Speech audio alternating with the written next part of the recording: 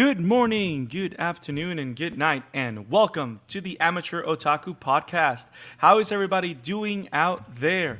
I am Brandon Alvarado, the Scarlet Fan here. I'm so excited to be back here today with the Amateur Otaku crew to talk awesome anime. Isaac, I'm excited. Mike's excited. Crew's excited. Are you excited? Yes, we are. And yes, we are, because my god, these two episodes has been phenomenal, and Was that a especially low Bleach. key? Was that a low key One Piece reference? No. Awesome. Hey! If you guys love what we do here at the Amateur Otaku Podcast, I'm Brandon. This is Isaac. Mike will be joining us very soon. He just hasn't caught up with the first topic, so he'll be with us for the rest of the show. So don't worry, he is coming. Don't worry, Arkwinder. We're going to get there. We already know what show you're talking about, and we haven't even mentioned the show. But guys, if you love what we do here at the Amateur Otaku Podcast, make sure you click on the bell icon. You subscribe to our YouTube channel. Hit like and share with your friends. That way you don't miss any single live stream, any single upload that we do every single week. We talk about anime, we talk about manga, we talk about series. We do a bunch of things all over. This week in particular, we are covering Bleach, the Thousand-Year Blood War. We're also covering Chainsaw Man, and we're returning to last week's. We did this like 2 weeks ago, I think. We are going back to the where are the anime conversation, and last week we talked about the manga that deserve anime adaptations, and today we're talking about video games. What are some of the video games that deserve or should have an anime adaptation? We got a great list for you guys, so it's going to be an awesome conversation. The special topic I'm very, very, very excited about. But guys, if you love what we do, make sure you subscribe, click on that like button so you don't miss anything. And if you rather listen to us on the go, every Sunday's big show is live on Monday the next day on Spotify, Google Podcasts, Apple Podcasts, wherever podcasts are found. If you're listening and you love what we do, give us a 5-star review on Spotify or Apple Podcasts, because you know what? If you give us a 5-star review, we're going to keep popping up on other people's radar, and this community is going to grow, and then we're just going to be a bunch of crazy dudes and gals just talking the anime that we love, which is what this is all about. Right, Isaac? Indeed. So, without further ado, the first topic of the night. Isaac, I have a surprise for you. Because not only are we talking Bleach, the 1,000-year-old blood war, right? Yeah. I'm going to say it live. This is my favorite show of the season so far. Not only that, I think it's right up there in my top 5 of the year. And right now, yes. And right now, Isaac, I'm in chapter 420 of Bleach. Because this is so good. I'm so pumped. I'm reading the books. I'm right now in the Lost Asian arc. So I'm very close to get to where the show is. And what I'm probably gonna do is I'm gonna read up till where the show is at. I'm gonna finish the first core, and then I'm gonna go back to reading and then just finish it. But man, what a great series Bleach is as a manga, as a show altogether. What I'm so surprised by is that Bleach is almost 100% filler free. I am so surprised how no filler is. There's almost no filler in the manga. I almost cannot believe it, especially with how much filler there is in the anime. But no, the manga is great. I'm reading it. I'm enjoying it. I'm living it, and I'm ready to talk. We are talking episode 6, The Fire, and we are talking episode 7, Born in the Dark. And no, that's not an Iron Maiden reference, but it definitely could be. So let's start with episode 6. Isaac, not Chainsaw Man. Isaac, episode 6, The Fire. This is a big episode for a lot of reasons. And I actually know some of the reasons now because, I'm reading the book. But Isaac, Well, Taichikuba is kind of a legend. crazy with the in no that filler regard. feat. Yes, Arkwinder, yes. Agreed. That was actually one of the best comments I've ever read in my life. The fact that Arkwinder's just dropping, and it has 700 chapters. Damn it. Well done. Now, Isaac, I know you've read it all. A couple of times. So I feel I have to guide the conversation so I can actually get you to talk and not say no comment. Damn it. No comment. I hate you. But let's talk Bleach. I'm still digging the style, the intensity of the episodes. I mean, this feels like I love how not only did this new show started the ground running, right? But every single episode, they're not letting go. Like, this is just like story. It's heavy. It breaks your heart. It challenges you. And now that I'm reading the book, also, it kind of like challenges everything I used to know or thought that I had hope. Like it's sucking the hope out of everything, but at the same time, the fire. To me, watching this episode after the big General Genryusai fight against Isak, which I recently read, and watching this episode, holy shit, this guy, what a freaking king, first of all. But when you first read that he said Bankai, what did you think? That this was going to be insane? Because he can he's how should I put it? He's always come across as insanely strong, and so now seeing in that, it would just, oh shit, this is going to be wild. Yep. Kind of deal. Yeah. It's one of the things that surprised me the most is, first off, what a great way to pick up from where the last episode left off, right? Where literally you have Car Wash. I'm calling him Car Wash. I don't know how to pronounce it. Yhwach, I think is what I gotta watch the English dub when it comes out. But I think this is gonna be another Namor situation. Yhwach. Yeah. Even though, guys, I just want you to know the proper pronunciation is Namor.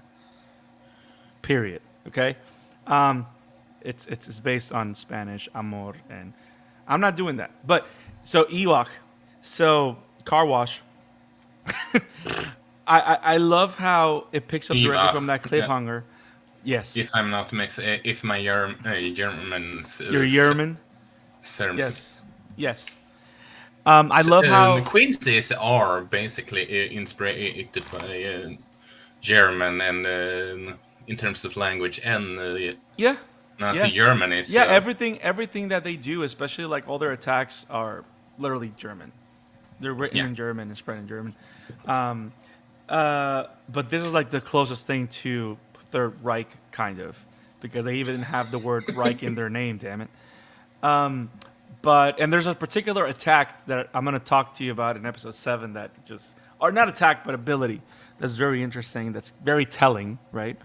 But so it picks up directly where the last episode dropped off, and it's literally Yhwach choke holding a knocked out Kenpachi, which, if anybody knows Kenpachi, is that this guy doesn't go down. Not only is he a Raging Bull, another one that I don't think we've ever seen his Bankai, at least up to this point, but he's just a force of nature. I think he's probably the closest thing to Genryusai, right? To Yamamoto. Yeah. In terms of being just raw power, only and simply being in a Shikai stage, right? So the fact that Yhwach is just choke holding him and he's knocked out, he's done. And the first thing he does is save Kenpachi. That's like, holy crap, Yhwach's not playing. This guy is strong and ridiculous. And have I a great mustache. Yes, like the best evil lair Lord Zed, like Moriarty mustache, right? Like very European. But I like the look. I like his laugh. I like the portrayal of Yhwach. So I find him interesting. Now, what I found even more interesting is that the first thing I wow, it's I can't believe I showed that comment. But so Yamamoto saves him, and then he literally the first thing he does, he activates his Bankai, which again, for those that know, Yamamoto didn't even use his Bankai on Aizen. And the first thing he does when he's facing Yhwach is do the Bankai.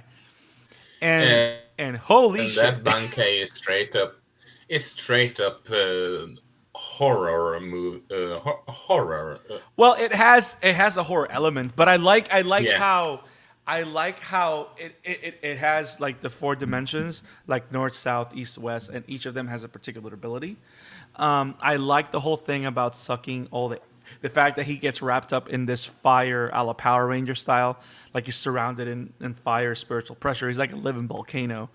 I love the fact that we were able to explore all these sides of that, but the fact that he encountered Yhwach and fights him with the Bankai, and Yhwach is low key kind of resisting, tells you right there that Yhwach is a very powerful character, very powerful presence.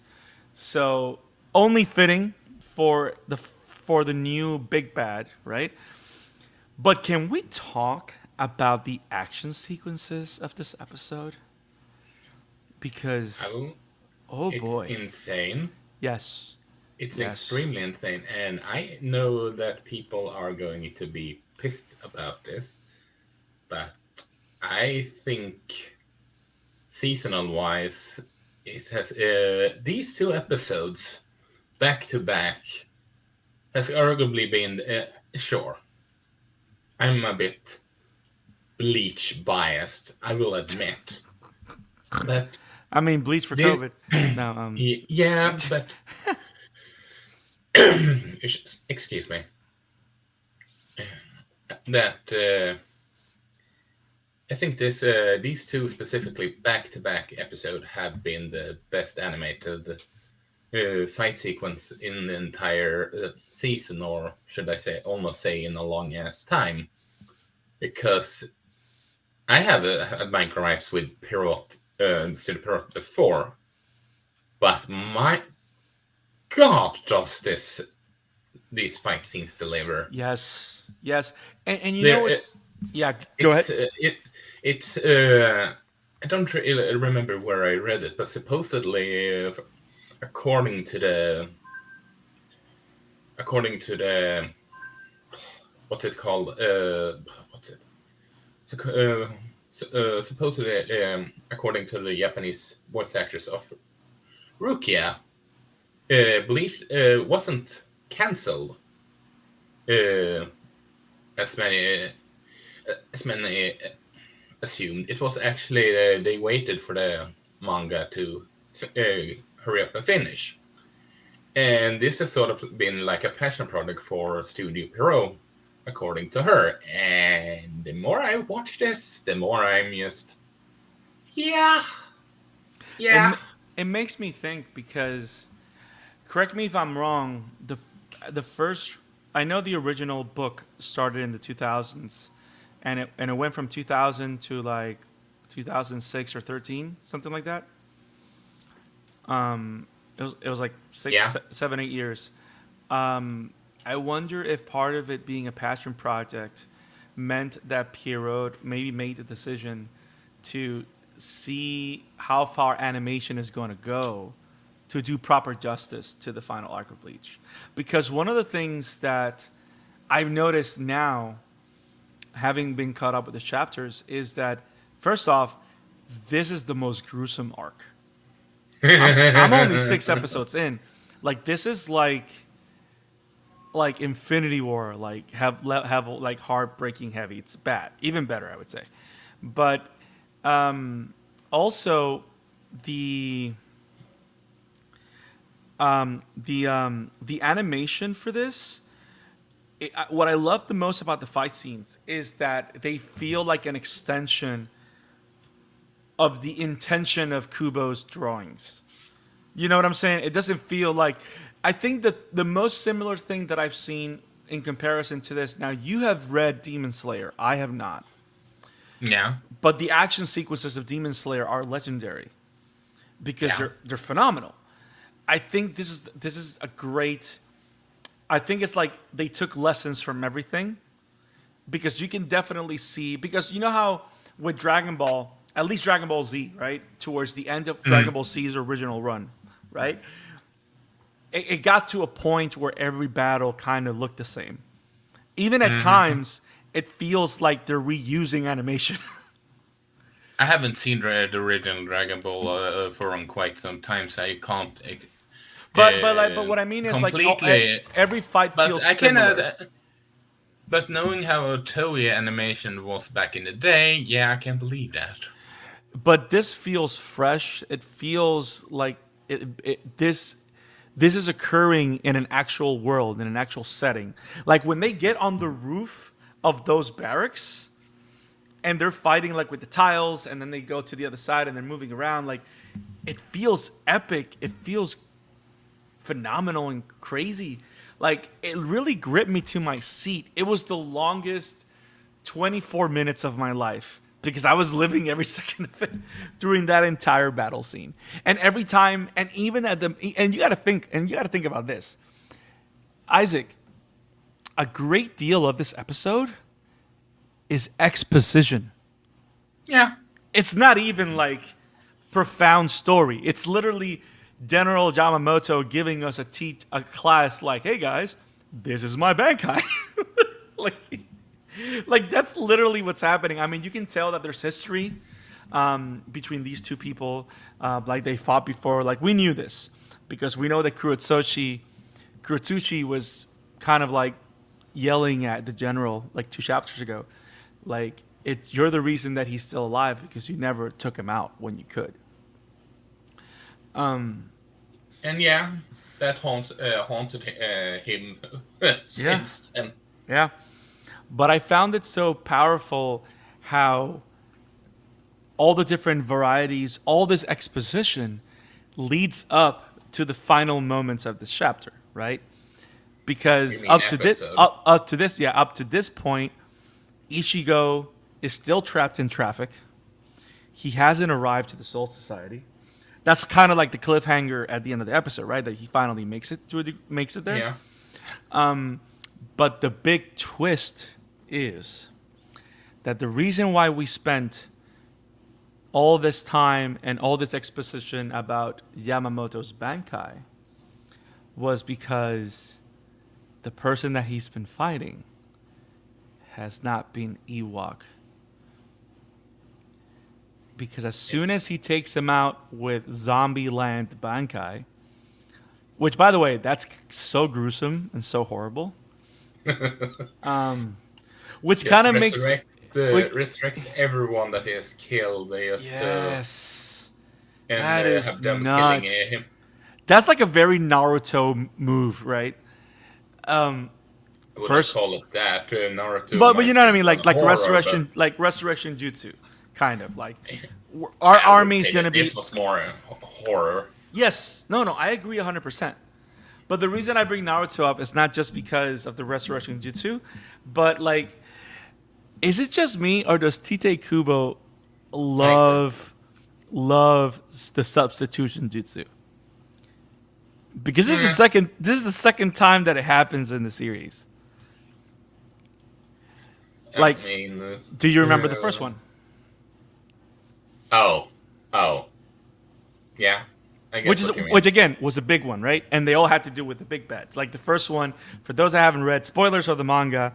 That's like, I don't know, like almost 20 years old. But all the captains are attacking Aizen, and they stab him, and then they find out that no, Aizen had hypnotized everybody, and they were all literally killing Himamori, and the only one that knew what was happening was Ichigo, which was, again, that was one of those twists that I was like, holy shit.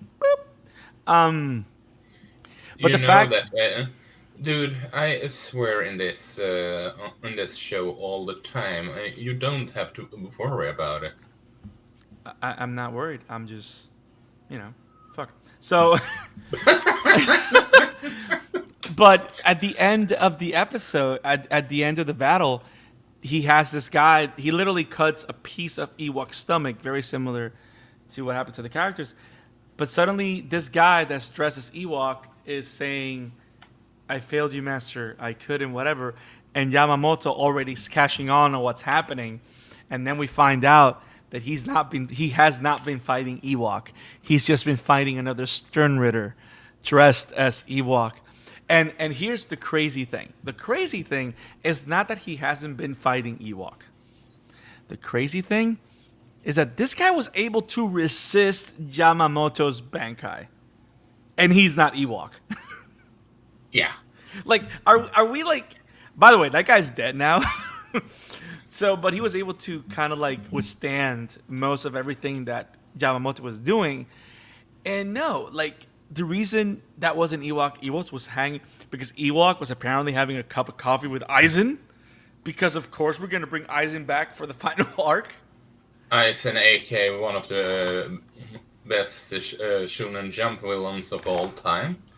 Yes. I have to low-key agree, though. But it's a mixture. I have mixed feelings because he's either sometimes he's like the greatest villain, and on the other side, he's just another wimpy little bitch that just didn't get his way. It's like a mixture of feelings.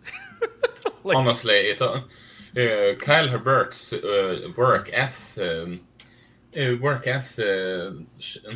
Aizen is I'm sort of like I could care less if dub or sub, but his work as him is close to why I honestly prefer the dub for Bleach. Actually, nice. If I'm not mistaken, he even got an award for his work as Aizen. I mean, I'm not surprised. I mean, Aizen was a very big character, and I think it's a very, very bold move to bring him back in some fashion for this arc. Because he's a screen hog. Like, he's a presence. He's one of those characters. Like, for example, when anybody sees Kenpachi, forget everybody else. We're paying attention to Kenpachi. You know what I mean? Like, so bringing Aizen back in the fold, and the fact that Yhwach was trying to recruit him, and Aizen says, "Nah, I'm good." That was priceless. And that's one of those moments that Aizen got my respect. You know what I mean? Like, hey man, I was almost a god. And you're probably gonna get beaten at some point. So I just want you to know, I don't need to follow you. I'm good. He's too narcissistic to join in, and Yep. I mean, he's been sitting in this cell for like, I don't know, like probably. Well, time is different in Soul Society, but I don't know. But he has a sentence of 20,000 years just because he irritated the 46. So that's amazing. And he's just chilling there. It's like, hey, man, I'm good. I'll stay here. Like, I like how he's just not like, if it's not by his own power, like, I like that he has that kind of integrity. And that still kind of makes him a badass. So 1 point for Aizen. But, of course, but not only the whole exposition, he was having tea with Aizen. Yhwach actually comes out, and Isaac, what the fuck happens? Tell us what happens when Yhwach arrives. Well, the headmaster gets essentially sliced in two. Well, before that. What are you talking about specifically? Okay. So yes, Yamamoto is murdered by Yhwach. But after his fucking Bankai is stolen, Like, yeah, and Yhwach is the only one that can handle it. yo, see, that's the kind of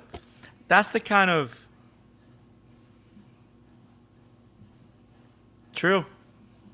I think Aizen just gives himself pats on the back if he gets to piss people off. I think he's good with that. he's that friend. Like, I'll just piss people off. I'm good. Just to not give people what they want because he's not getting what he's want, right? But yeah, like I find it so what a clever storytelling tool, right? That we're watching one of the biggest characters in the entire series do this incredible thing and explain his powers, but not because he's going to be victorious, but because he's going to brutally lose, and that power will now belong to the big bad. Which is not good whatsoever. No. So a big bad that we already fear because of how he is just killing everybody. Now we have, he stole the Bankai from the strongest Soul Reaper currently in Soul Society, if I'm going to say it that way, right? Check the chat, by the way. And then suddenly,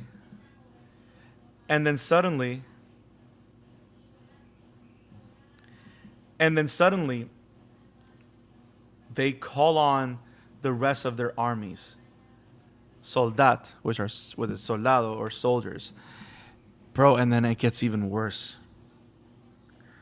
I love the shot, the up shot where it's kind of literally all the soldiers of the Waldenreich are running around the entire Soul Society, and all you see is people dying and their heads cut off and all that stuff. That is brutal. It's brutal. It is so brutal, bro. I was brokenhearted. I wanted to. I mean, I didn't cry, but I was broken, bro. Like it was bad. To argue this, I will go so far to say that this arc almost makes Attack on Titan look lighthearted when it's brutality. And no, yeah. I'm not joking there. Yeah, and I think this has to do also because this is not just monster on human violence, which is what Attack on Titan mostly appears to be, right? This is deliberate violence. It's genocide. I mean, what's happening? And we're meant to feel the weight of how horrible this is and how horrible this feels. You know what I mean? Like, we're just meant to feel the weight of how bad this is. And it drives me crazy. It drives me crazy. And I mean, I love the show for it. And what a great way of doing it in a way that just, it's so impactful. And so arsy. Agreed. Taichi Kubo is a legend for a good reason. Yeah. Like, I respect the man. He did a phenomenal job. And the fact that we have to live with the fact that Ichigo arrives late.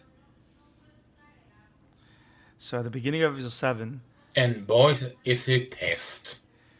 Yeah, but it's not even so let's start with this. So Ichigo arrives and everything that's happening in Soul Society is happening, right? And Ichigo gets here, he grabs Kurotsushi's like second in command or whatever, and tries to take him to a place where he can be healed, while the Soul Society soldiers are still killing everybody, right? Because that's still happening.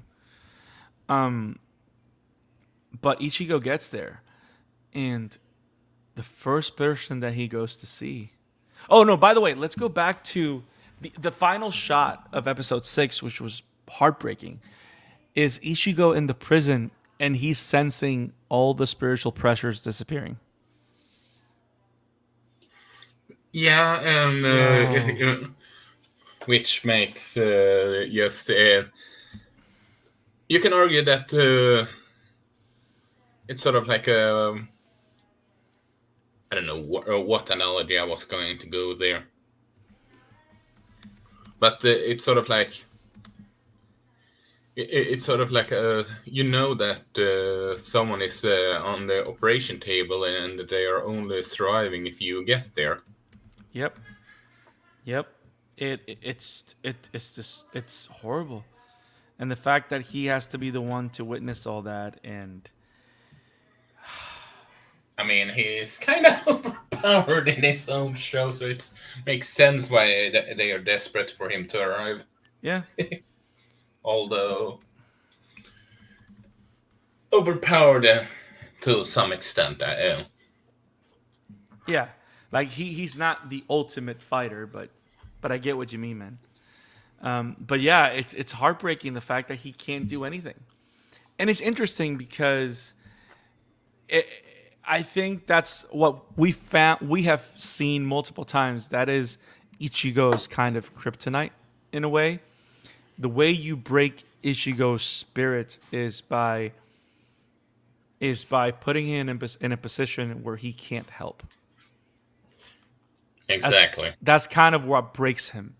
And we've seen it multiple times. And the fact that he's back here doing this until he finally is able to break the jail from Sternritter J, Quilgi, or whatever his name was. It was horrible. It was horrible. And then when he arrives, he's hearing all this death. He knows that a lot of people are died. He needs to go face this guy. And the first person that he goes to see after seeing Renji down and everybody else, he goes to see Byakuya. And what I and thought, he and Byakuya hasn't always been in good terms. That's for certain. well, the funny thing is, I wouldn't say that they've been in bad terms or not been in good terms. I think it has to do a little bit with what Yhwach was kind of like accusing Yamamoto with after he killed him, which is like you got weak because you didn't want to get humans involved. You didn't want to ask Ichigo. You know what I mean? Like he wanted to keep Soul Society's business, right? Yeah. And that's kind of like what Byakuya wanted to do too. But also Byakuya comes from a noble house, so he has had to grow to the fact to respect Ichigo's power and position. Because I still remember right before Ichigo returns to the Soul Society, or returns to Karakura Town after leaving Hueco Mundo, right after defeating Ukiura. Like Ichigo doesn't know what to do, whether to leave or help. He wanted to stay, help fight Yami, and Byakuya says, "No, your job is to be the deputy Soul Reaper of Karakura Town. So you got to go defend it." So that's like one of those moments where you can kind of see that he respects Ichigo, but he kind of doesn't want to give him too much acknowledgement, right? Because he's still has prideful for that, right? Which again, it's built into the character. But now, the fact that he recognizes, not that he speaks more clearly to Ichigo now, but with his dying breath, like, I mean, if we thought losing Yamamoto was enough, like, I was not expecting us to lose Byakuya, bro. I mean, they may come up with something and say, "Hey, we were able to save him" or whatever, possibly. but they made it. Shut up.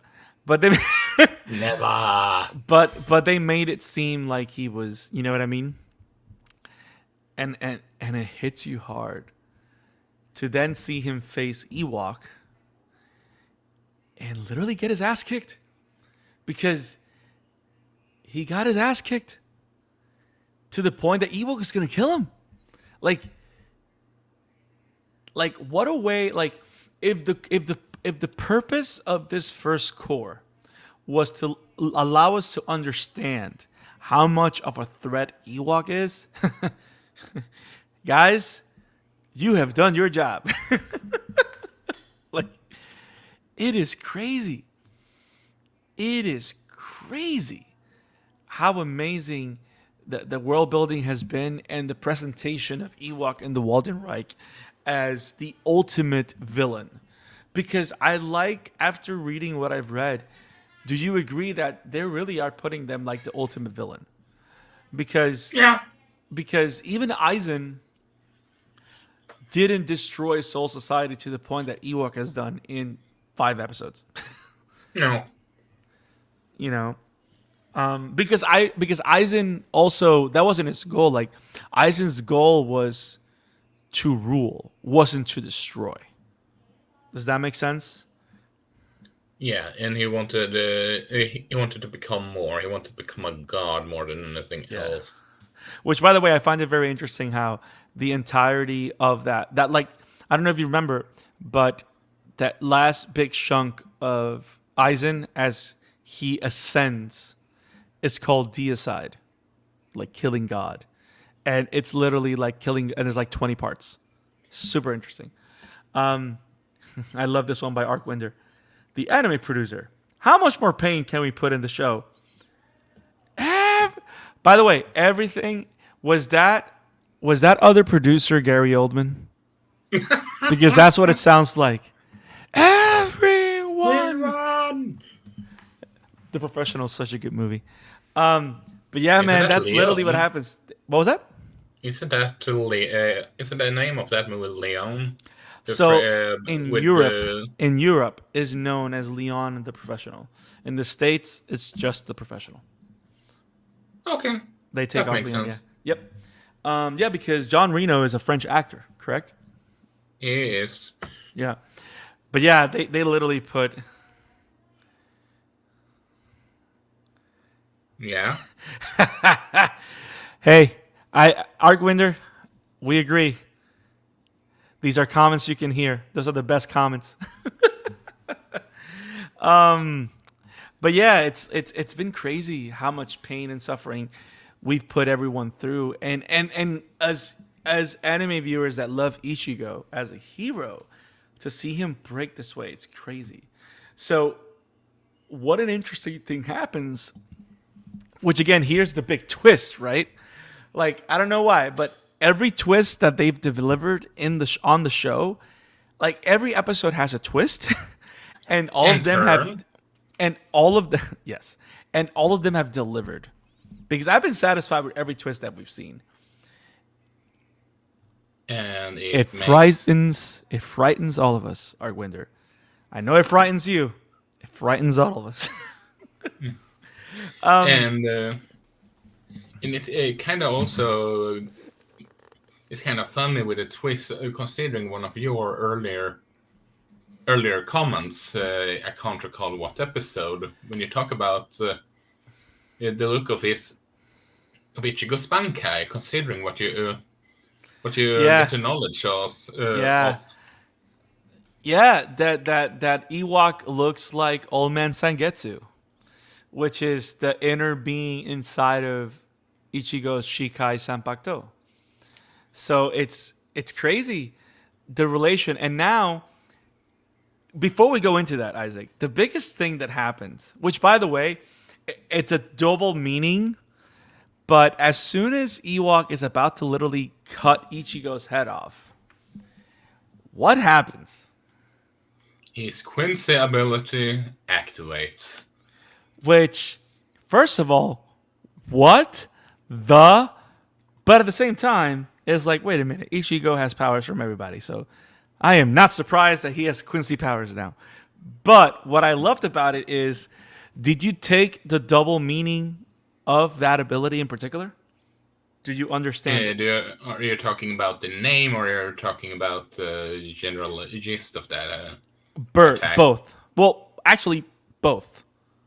No, I did not. So if you remember, who in history, blue bloods is what people would call royalty. So if you were blue blooded, is because you were part of the royal family. So it makes sense. Yes, I see where you're going with this. So it makes sense that if they see themselves as the superior race, or Reich, or whatever, their blood is blue. That ability is called blue vein. So not only is that ability the blue vein that protects them, like their rank of being superior, just for the fact that they're superior, they're protected by it. That's kind of like the weird, which again, it's creepy, but super interesting that it's used that way. But when it comes to Ichigo, of course, it talks about his genealogy. And not only does that surprise Yhwach, but it also makes him question Ichigo. Do you not know anything about yourself? And that is very interesting because for those that have read the book, I haven't caught up to where the show is at right now, but I'm very close. But Ichigo became a Soul Reaper through Rukia, but we know that his mom was attacked by Hollow and killed by Hollow, and all those things and all these abilities he's always had have been manifesting little by little. We never really understand why he has Hollow powers because they have not explained that. Not even up to this point where I'm at, they haven't explained it. But one of the things that I find interesting is what Yhwach was saying is that apparently Ichigo's spiritual pressure has memories and has abilities to adapt, which makes sense because it's like he's a sponge of spiritual energy, kind of. And he can mimic and acquire from everything around him, which explains everything that Aizen had said before, which I find is so interesting. Now I want to see Ichigo talks to Aizen. Because if anybody has answers, is Aizen maybe. But yeah, I find this so interesting and so brilliant. So I don't know. I think kind of not only does he call him my son born in the dark, which by the way, holy fuck if he's related to Ichigo. But I think what we're being led to believe is that Yhwach is Ichigo's grandfather. But no comment. I shut up, Isaac. Never. But yeah, I mean, again, what a great twist. And Isaac, when you read this for the first time, if that's the case, you're not going to tell us, but if that's the case, when you read this for the first time, did it surprise you, the connection? Did you find it like a good direction? Because I have a very specific thought about that. What are your thoughts so far on that? Well, first of all, no, I wasn't that surprised because, like you say, he's basically a SpongeBob of superpowers kind of deal. So it makes sense that he also, in some essence, have Quincy powers also. But does it surprise you, the connection to Yhwach? No, not really. Because Taitakubo loves to tie everything together. Yeah. And what I find interesting about this from a story standpoint, right? We've seen him. We know he has. I don't know if he has hollow powers still. I don't know. I haven't read enough to know, but he had hollification. He had Bankai as a Soul Reaper. He was able to get his powers back. I know that. But now he also has Quincy powers, so he's like a triple threat, right? But the interesting thing is that the only way that would make sense is if his mom was a Quincy. What makes me think about that is that he is the son of a Quincy and a Soul Reaper, which is like very Games of Thrones, very interesting. Which I would imagine is kind of like forbidden because you got to think about the fact that if they were at war for the longest time, Quincy's and Soul Reapers do not get along. It would make sense that Ichigo's mom and dad, if his mom is a Quincy and his dad is a Soul Reaper, would not be accepted to be together. I mean, it's only logical, right? Yeah, without a doubt. But what I find interesting about this arc more than anything is that, think about this. I'm going to ask you this question as someone that has read Bleach multiple times. I've seen I've read the manga. Those in the chat, Arcwinder, everybody out there, I have this question. I want to know what you guys think.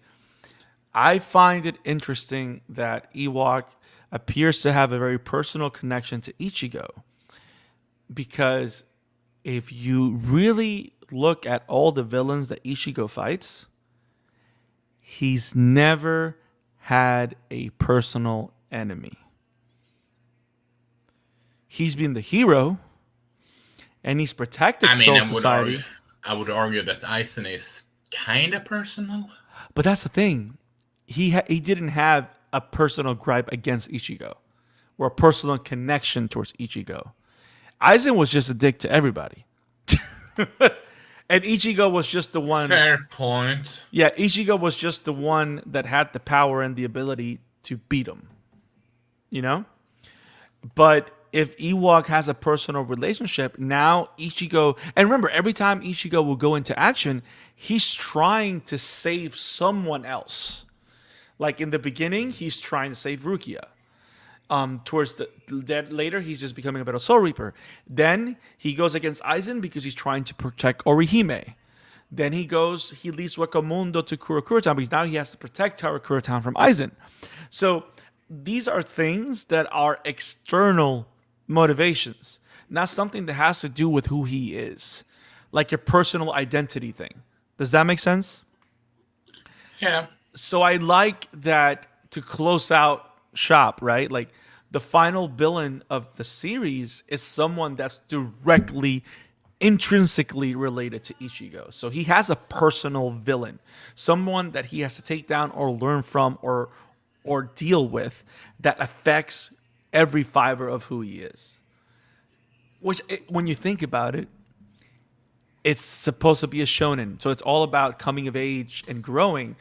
What a great way of forcing a character like Ichigo to grow than to having him fight to find out who he is and who he needs to be.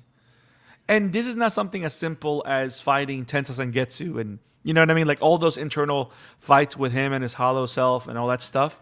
That's part of it. But now it's external. It's an actual being that exists that is doing all these atrocities, and apparently he's somewhat related to this person. Which is horrifying. Oh, and by the way, I want to ask you a question, and I don't want you to say no comment. I want you to say yes or no. Am I the only one that noticed that in the final show of all the Quincy Sternritters, Uryu is in there with them? Maybe. I hate you. I love you too. But can we also? I think you missed a key thing that this episode started rather differently in comparison to all the other episodes. Where You we mean can that- see You mean that it started like in a first-person shot? I was talking about the intro with the former Gote 13 that defeated the Quincy. Oh, yeah. Yes. Yeah, I remember that. I do remember that. It just showed that there was a... It was honestly kind of the mentality in the Soul Society is a lot different in comparison to previously. And it's interesting because it's the arc is called the 1,000-Year Blood War, right? Yeah. But the interesting thing is that the last war was 1,000 years ago. But in those 1,000 years, General Yamamoto actually learned and taught peace, and he allowed Soul Society to progress to different areas, right? It's like Yamamoto moved on from war, but Yhwach has just been plotting for 1,000 years. Which is kind of like, I mean, perfect villain kind of, but he has a good sense of what's it called? No, I lost my direction, cause, no, vision. No, he has the energy. He's able to wait. Patience. Thank you. Yeah. Ah, man, this is awesome. I can't wait to read more Bleach, and I can't wait to keep watching this show. Guys, that's our coverage. Isaac, do you have anything else on these last 2 episodes? Nothing more than I love this show, and Studio Pierrot, you have truly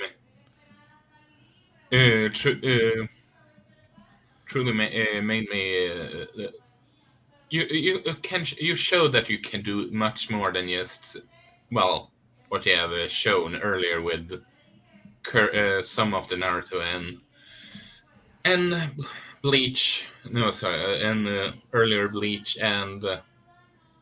Two I haven't followed, but from what I've seen, Boruto. So you can do so much more. Yeah. Just don't hate on Boruto. Let it go. We're talking good things, not bad things. Yeah, fine. But yeah, it just showed that Pierrot can do so much more than just some simple animation kind of deal. Right.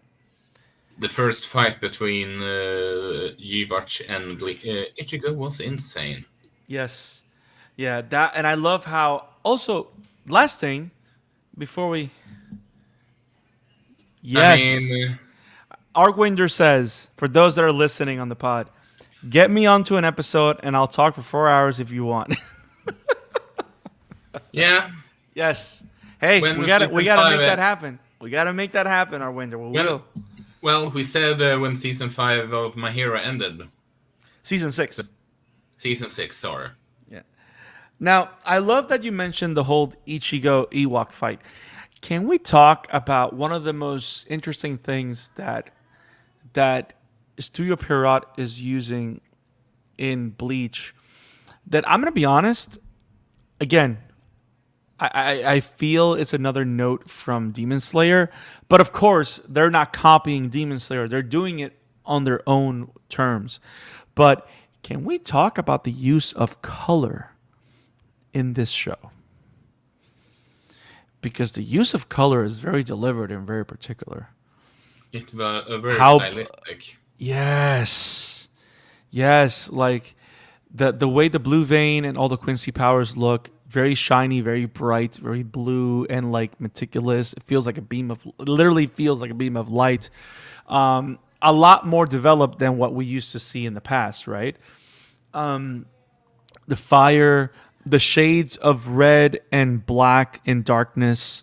Whenever Yhwach and Ichigo were fighting and they were moving around a la Super Saiyan style, the shocks of red, black, and blue and black.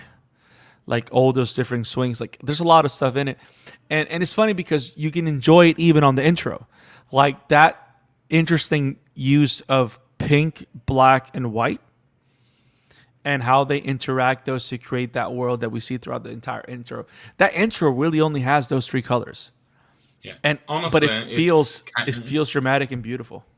It kind of stylistically made me think of Sin City, honestly. Of what? Oh, yes. Where everything's black and white, but it feels like there's so many other colors in there. Yeah, I know what you mean. And whenever like the yellow comes out, it's like it stands out very particularly. And it's like grainy or whatever. Yeah. I don't know. Studio Pierrot's doing an amazing job. I love everything that I'm watching. I can't wait to watch part of the dub to see what's going on there. I kind of want to listen now to Yhwach's voiceover work to see who's doing the voice, and I can't wait. When did the dub already come out? I think they're in episode 3, right? It has started. Yes, I can't recall what episode it's on. Yeah. So guys, do you have anything else on Bleach, Isaac? No, not what I can remember. Or should I remember? I can think of currently. Awesome. So, guys, that is our coverage of Bleach, the 1,000-year Blood War. We covered episode 6, The Fire, and episode 7, Born in the Dark. This show just keeps getting better, and better. We are going to have a new... I know that they're showing episode 8 tomorrow, Monday, and then the week after, we don't get an episode, and then we get 2 episodes in a row, right? Yep. I love it. Love it, love it, love it. But yeah, there's more Bleach coming, guys. As Bleach episodes continue to come out, we're going to keep covering them. We will return with our coverage of Bleach, the Thousand-Year Blood War, in 2 weeks. It'll only be one episode, but we're still covering Bleach because there's a lot to talk about. Ha ha, Mike. Ha ha, Nathan. What happened? Funny thing. Arcwinder says, funny thing, every time you said Yhwach's name, I'm reminded of Star Wars. Okay, I love how you know what? It's either that or car wash. Car wash sounds perfect to me. That's all I say. But yeah, these are the coverage of Bleach, Thousand-Year Blood War. If you love what we're doing, make sure to click on that like button, subscribe, and click on the bell for notifications so you don't miss any coverage, any conversations on Bleach, the Thousand-Year Blood War. It's an amazing, amazing show. And it's perfect for new fans and old fans of Bleach. Make sure that if you want to listen to us also on the road, go to Spotify, Google Podcasts, Apple Podcasts, Anchor, where all podcasts are found. If you love what we do, give us a 5-star review so other people can enjoy what we do here and this community of as awesome anime-loving people grows. We will see you in 2 weeks with more Bleach and Chainsaw Man coverage. So make sure to stay tuned. And stay tuned to and subscribe to our YouTube channel so you don't miss anything and any coverage. Now, we will see you later. If you have not seen Chainsaw Man, this is the moment to walk out. We are going to cover the topic first, and then we're going to go to Chainsaw Man. So if you want to hang out for the topic, stay for that. We're going to take a brief 60-second break, and we're going to jump right into that topic. For those stepping out now, thank you for joining us. You guys are awesome. We will see you next time at the Sarate. Peace. See you in 60 seconds with our topic. Peace.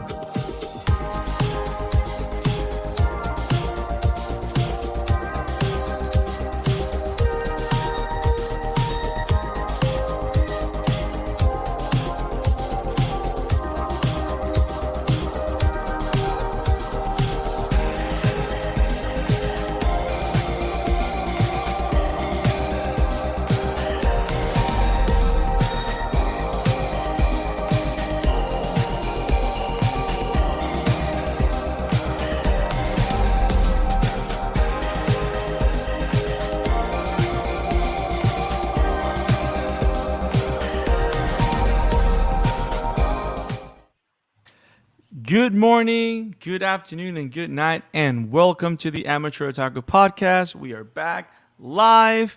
Mike is here. Christmas present, Mike. That's a lot of words and a lot of power. What's up, bro?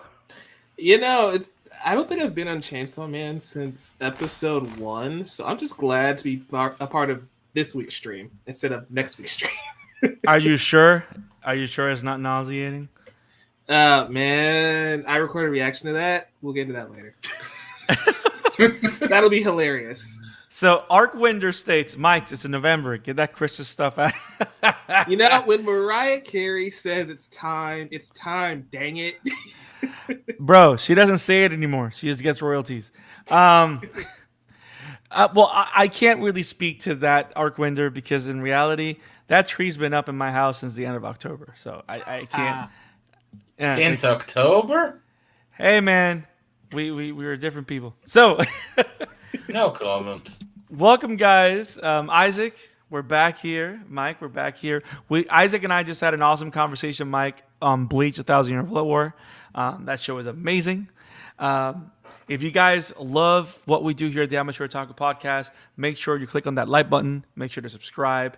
Click on the bell for notifications so you do not miss any single episode of the Amateur Otaku podcast, so that you don't miss any coverage that we do of any shows or any mangas that we do. We do movies, series, mangas all the time. We have a great review coming soon on Rooster Fighter, the winner of the poll back in October. We have not forgotten.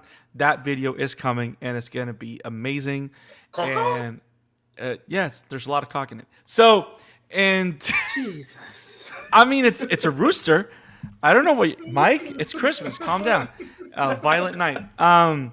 So, oh my God. So, if you love what we do here at the Amateur Otaku Podcast, and you don't want to miss anything, make sure you subscribe to the YouTube channel. If you rather listen to us on the go, make sure you click on. Make sure you go to Spotify, Apple Podcasts, Google Podcasts, and let us know. Listen to us on the go. Yes, Arcwinder, I read what you said. I know it's a family show, but then again, No. if you thought something beyond the animal, that is not my problem. My job is to state the facts. The word cock is on the book. I can show you. Okay, so, wow, that's the worst homekeeping I've ever done in my life. Yeah. Spotify, 5-star review. If you love it, check it out, give it to us, and share with people. Yay! If you give us a 4.5, we totally understand. Yes. If it's not family enough for you, Arcwinder.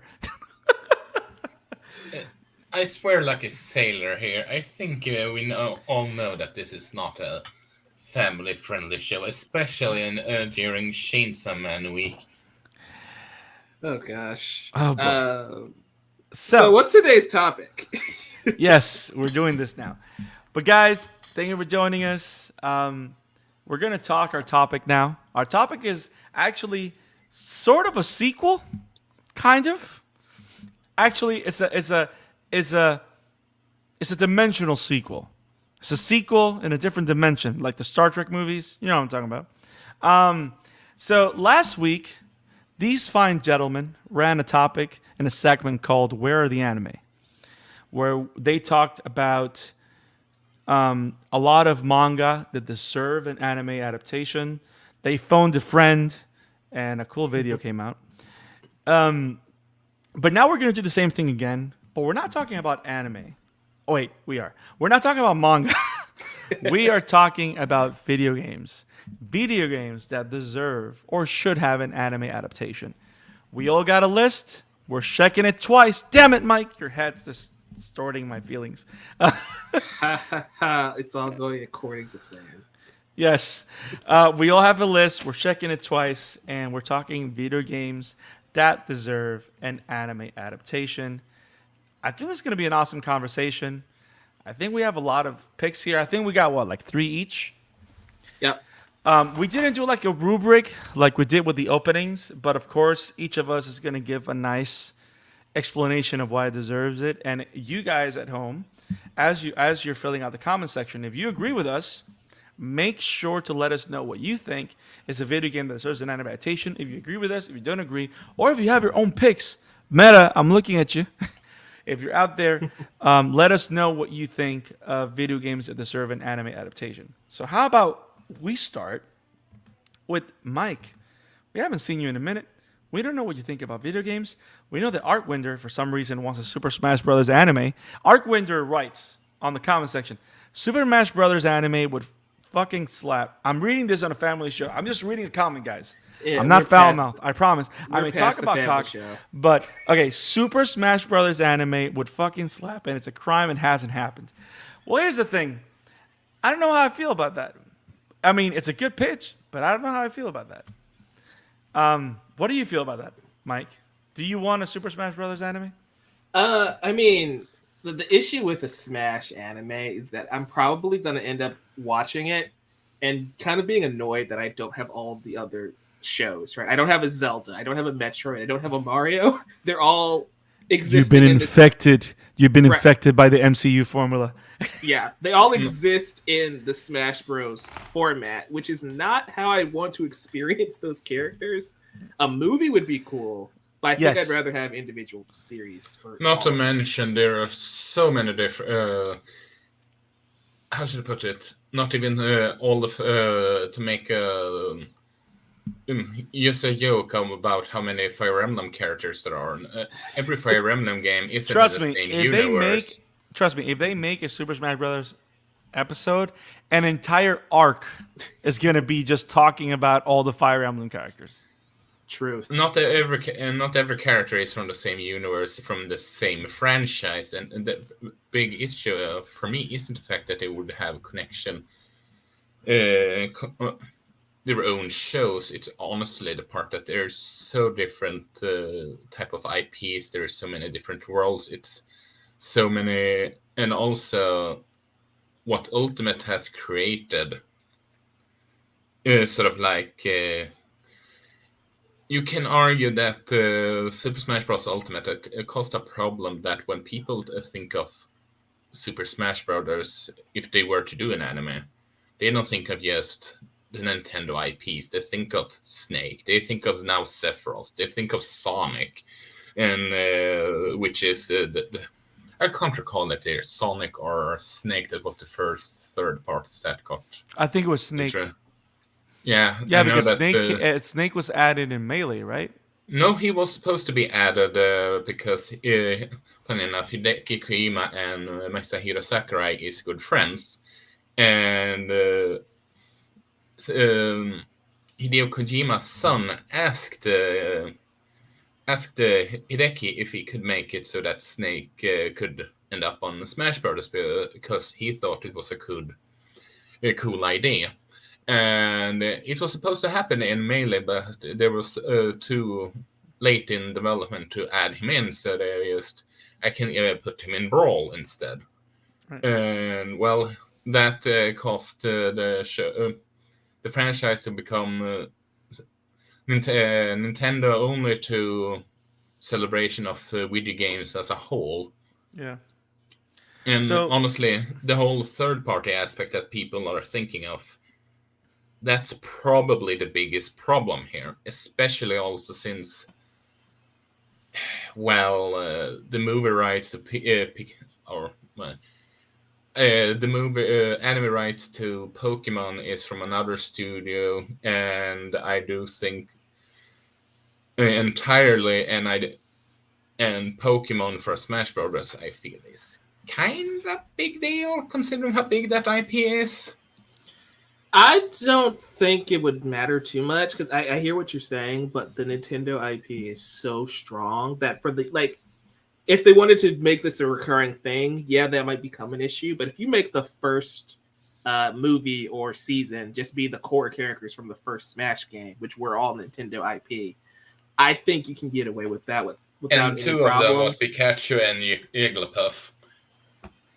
Okay, so you replace them with Yoshi and Toad. That I Yoshi was also part of the original cast. The original Mike, you're gonna be wrong in all versions of this argument. So Arcwinder has a comment here, which I think is fascinating, and it's tournament arc, and yeah, that's how you have to go about it, right? You just make it like a one-shot, one season tournament arc, 12 episodes. That I think can work. The original Smash Brothers, for reference, has Mario, Luigi, Link, Fox, DK, Yoshi, Kirby, Ness, and what was that? Mario, Luigi, Kirby, Yoshi, Donkey Kong, Ness, Captain Falco, and so I think I think it's very important that we state this. We value every viewer comment out there. The first conversation, the first top, and yes, subspace would be a good idea. Yes. I feel like Isaac's in his own podcast now. Thank you, Arcwinder, for providing us Super Smash Brothers. And no, that was not Isaac's first pick. Nor was it mine, which was the original question. No, but it was Arcwinder. Thank you for jumping in. Hey, man, I know great. You want to be in the show, Arcwinder, so we got to bring you in. We got to do this. But yeah, Smash is fun idea. I just think it has to be a limited run. That's my final thoughts. Yeah. Now, Isaac, how about you start us off with your first pick? Mike was supposed to start, so let he start. Blessed. Arcwinder Rice, blessed. Yay, we're on the same page. Arcwinder agrees with Mike. Limited series until it. Well, yeah, it's big. So, Mike, first pick. If you were to pick, So my first pick is Overwatch, and I think Overwatch is just an insane cast of characters that would make a perfect anime in a sense, right? Everyone is unique. Everyone is full of personality. They even release shorts with these characters. And you get to see them really shine through cutscenes, through YouTube videos, through promotional material. So I think Overwatch would be ripe for the picking. Also because since it is a first-person shooter, you don't really get to see what your character looks like when you're playing the game, right? True. So being able to see them interact with each other in their own world, I think would be really fascinating. Also, the art style that I just pulled up, it's amazing. It looks amazing. So I would definitely watch an Overwatch anime. Is this flickering for anyone else? It's flickering for everybody. That's weird. So yeah, sorry about that. but yeah, I just think the cast of characters, the story bits that we get are fascinating, and it's also in a point where there are story elements that they can pull from the games, but it's a blank slate enough to where they can still come up with their own thing, right? And they're not really limited to or beholden to what the games do, because it's not like The Last of Us, where if it's not like the game, people will be upset, type of thing. Very. There we go. Yay! But yeah, that's my first pick, Overwatch. Awesome. That's a great pick. Actually, it's funny because I was kind of thinking not to do Overwatch because they already have like their own little shorts and stuff like that. But you're right. Like the shorts are very limited. Not every character has one. So it definitely would work if they do it right, because there is a lot of lore within the Overwatch world that, similar to most like World of Warcraft and stuff like that, it's like lore that's hidden within the game, but not something that's a story that you can follow if you want to play the game as a story mode. There's no really story mode. So the story mode, the anime could be the story mode. So that definitely could work. Yeah, for sure. Good pick, bro. It's funny that you talk about lore and all that, yes, because I don't know if you guys know, but there is comic books based around the lore of Overwatch that they could tap into. Nice. Very that actually nice. works. That's awesome. Most of them, as far as I know, is made by Ray Fox, who, for example, has made some Constantine books, from what I can gather. Nice. Super cool. Super cool.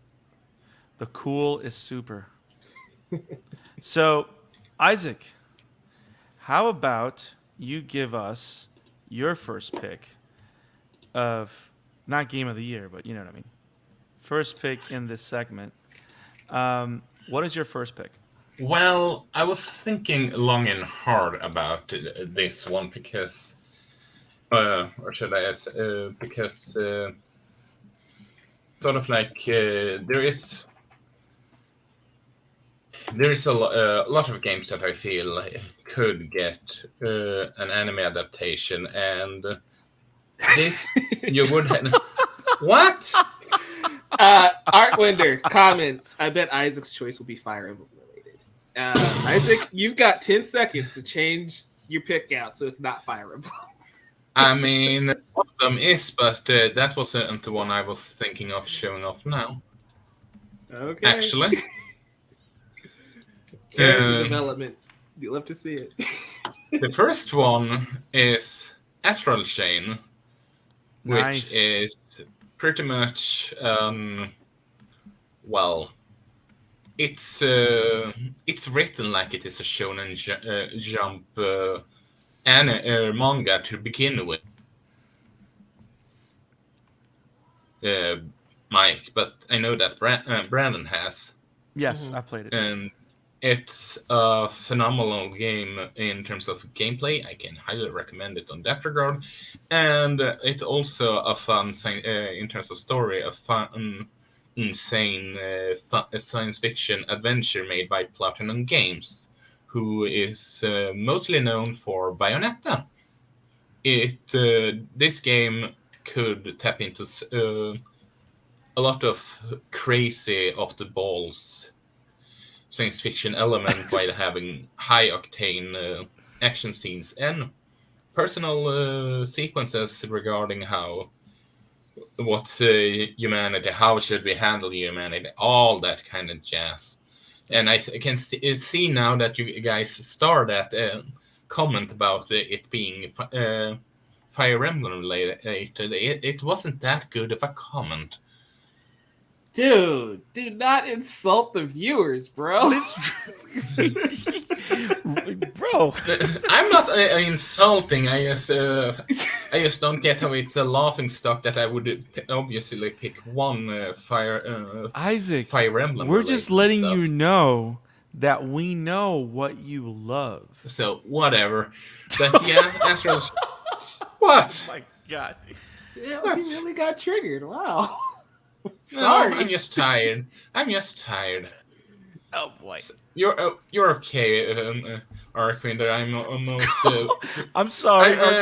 No. Oh my God. I'm just rolling eyes at my co-host, not you. So, Brandon, what's your first pick? Well, before I go to my pick, so, I mean, I dig Astral Chain. Like, I'm gonna say this, Never which played it. No comment. No, you're fine. But the interesting thing about this particular game is that the action is great, and I do enjoy the action and everything like that. That was not my intention.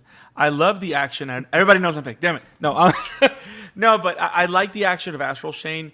But the thing about the anime that I think would make the thing that would make it a great anime is that there is a lot of lore, and it does take place on this dystopian post-apocalyptic world, because it's literally they all live in an island after technically the world was destroyed, kind of. So it has a great setting, it has a great possibility for lore, because the game itself is really lackluster in terms of story and lore, because being a platinum game, it's all about the action, right? I would say that this has better lore than Bayonetta, honestly. No, it's very possible. It's very possible. But for example, I wouldn't make that kind of lackluster story claim. I wouldn't do that with Nier Automata. Like, Nier Automata is like story heavy. And that game is getting Nier Automata. It's getting an anime that we are going to cover next year. Yes, it is. Now, my first pick is very simple, and that is Metal Gear Solid: The Twin Snakes. Now, it's very simple for everybody to go, but Metal Gear is great, but it should be a movie. Isn't there a movie coming out? Now, yes, you're right. You're probably right.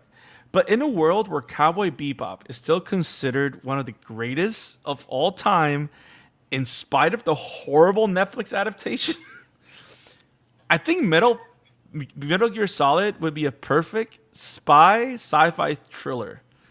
And it has like elements of Black Lagoon, it has elements of Psycho-Pass.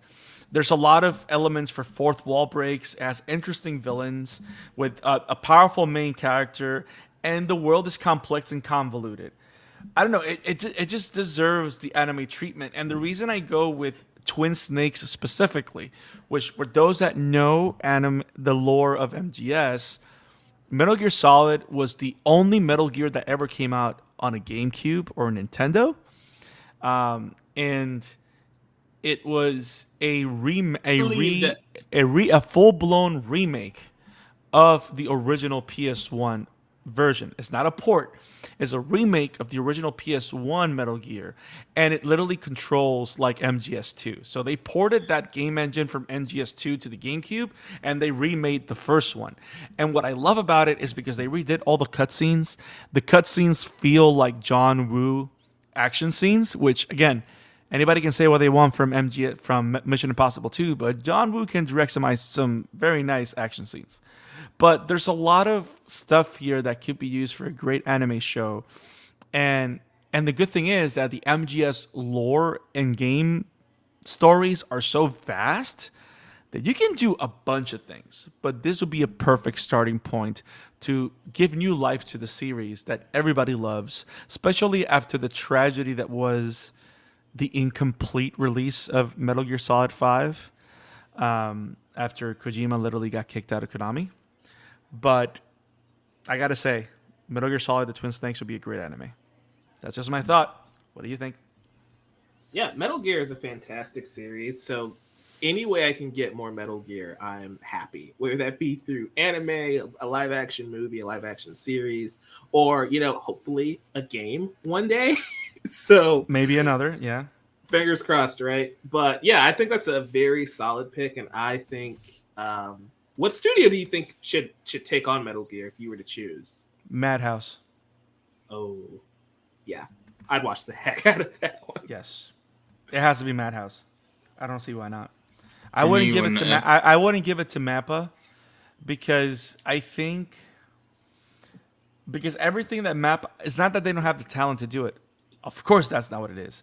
But lately, Mappa has made a name of themselves for being very sophisticated animation, and I have a feeling that the best way that a Metal Gear Solid anime would work in an animation standpoint, it would be if it feels aged, as opposed to fresh and new. Does that make sense? Yeah. It requires that touch. Arkwinder says from the comments, Metal Gear getting an anime could be very well have the same effect of Cyberpunk getting one, getting rid of the bad taste left in the fans' mouth.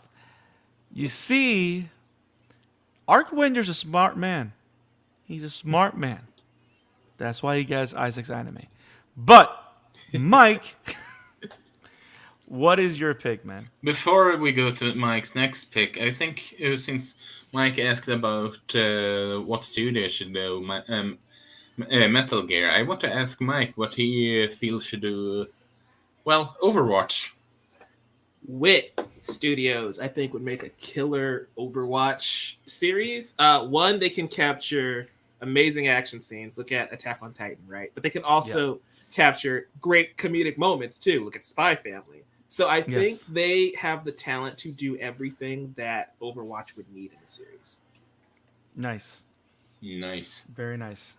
Very nice. Mike, the ball's in your court, bro. Yeah, so this is a different pick for me, but we're going to throw this up. Hopefully this will not be flickering this time. There we go. Final Fantasy VII Remake. And the reason I specifically think the remake would work is I think it's a good breath of fresh air in the Final Fantasy franchise, right? It's playing with what we know, but it is adding its own flavor to it, its own twist to it. And I think that would make it the perfect anime adaptation because they can just take these characters and craft their own story from it without necessarily having to adhere to the games that came before or after it. So I think characters like Cloud and Tifa and Barrett and Aerith are fantastic in their own right in these games.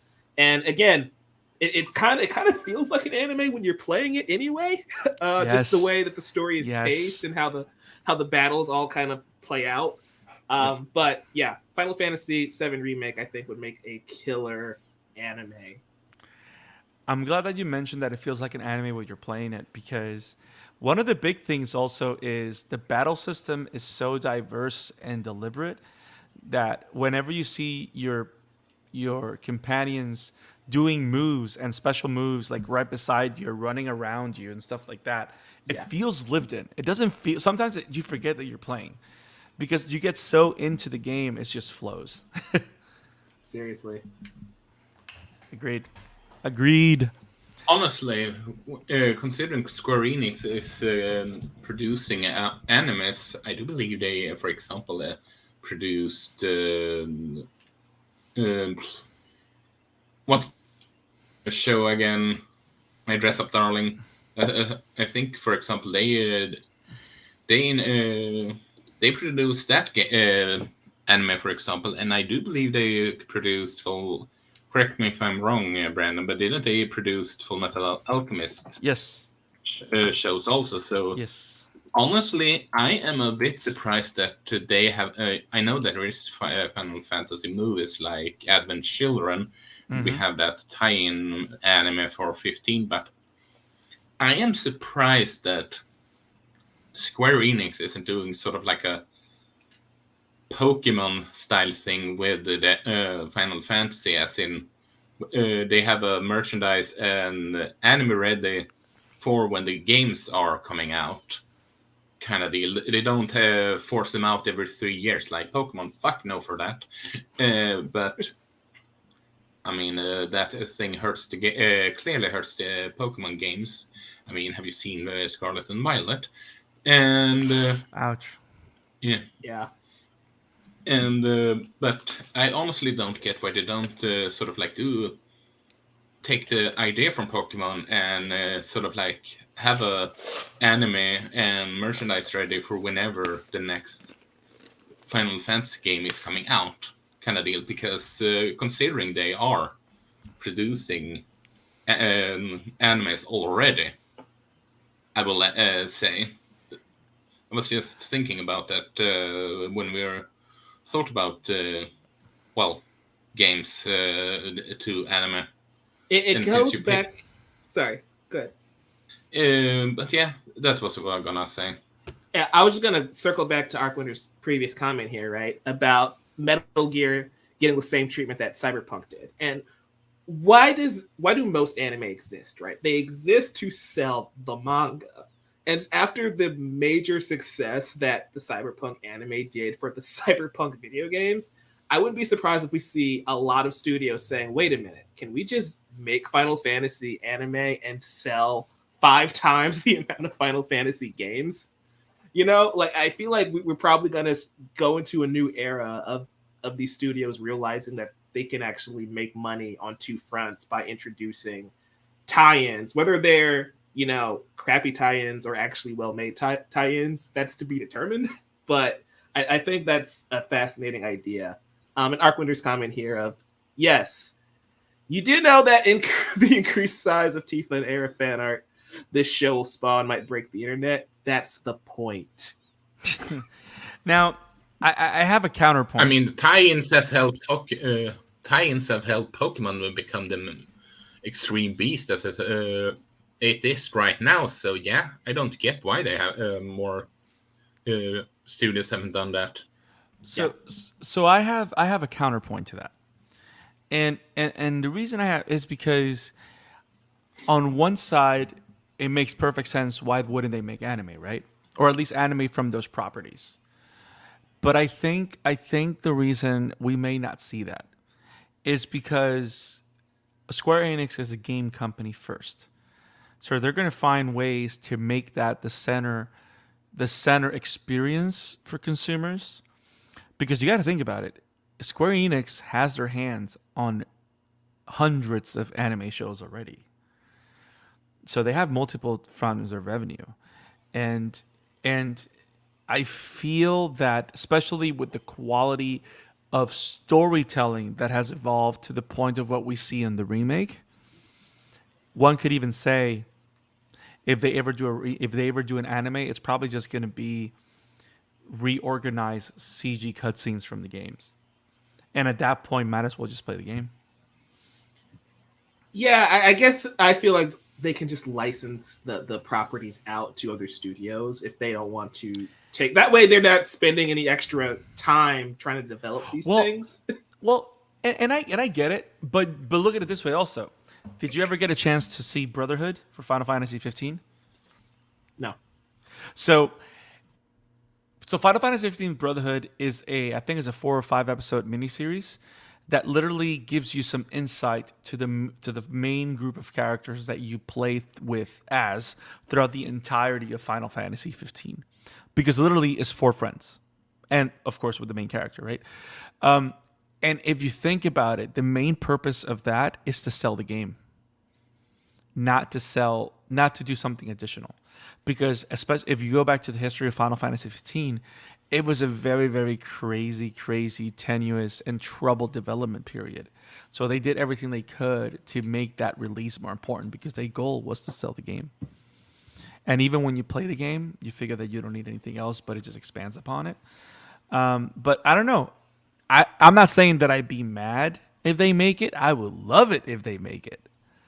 But I would, to me, I would say it would diminish the importance that these games have, especially now that they're literally remaking and rebuilding all these old sequel and tie-ins from the same Final Fantasy VII universe.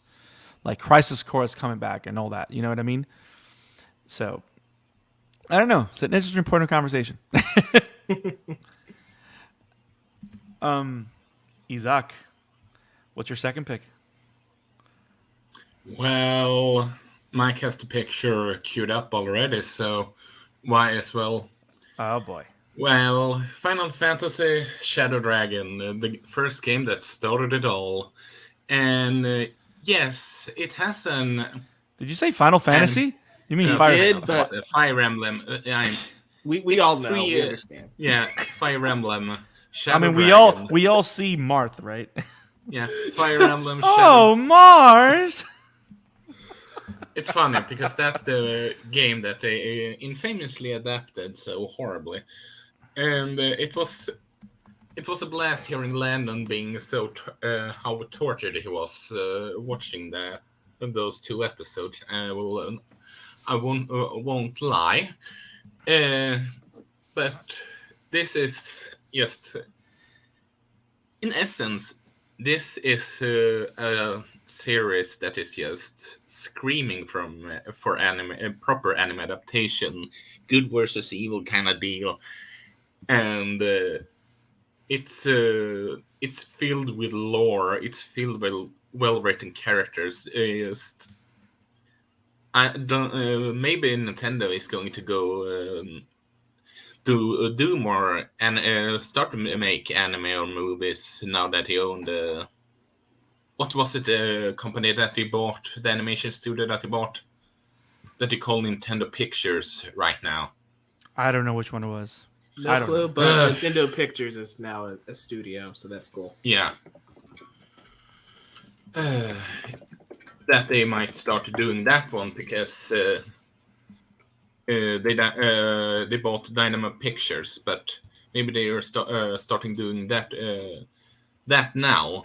But because if there is one show was an IP they have that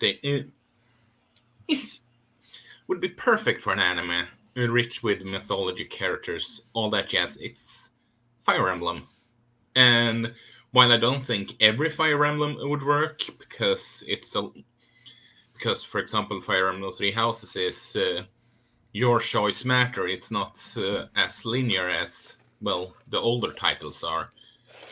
Majority of them would kind of deal.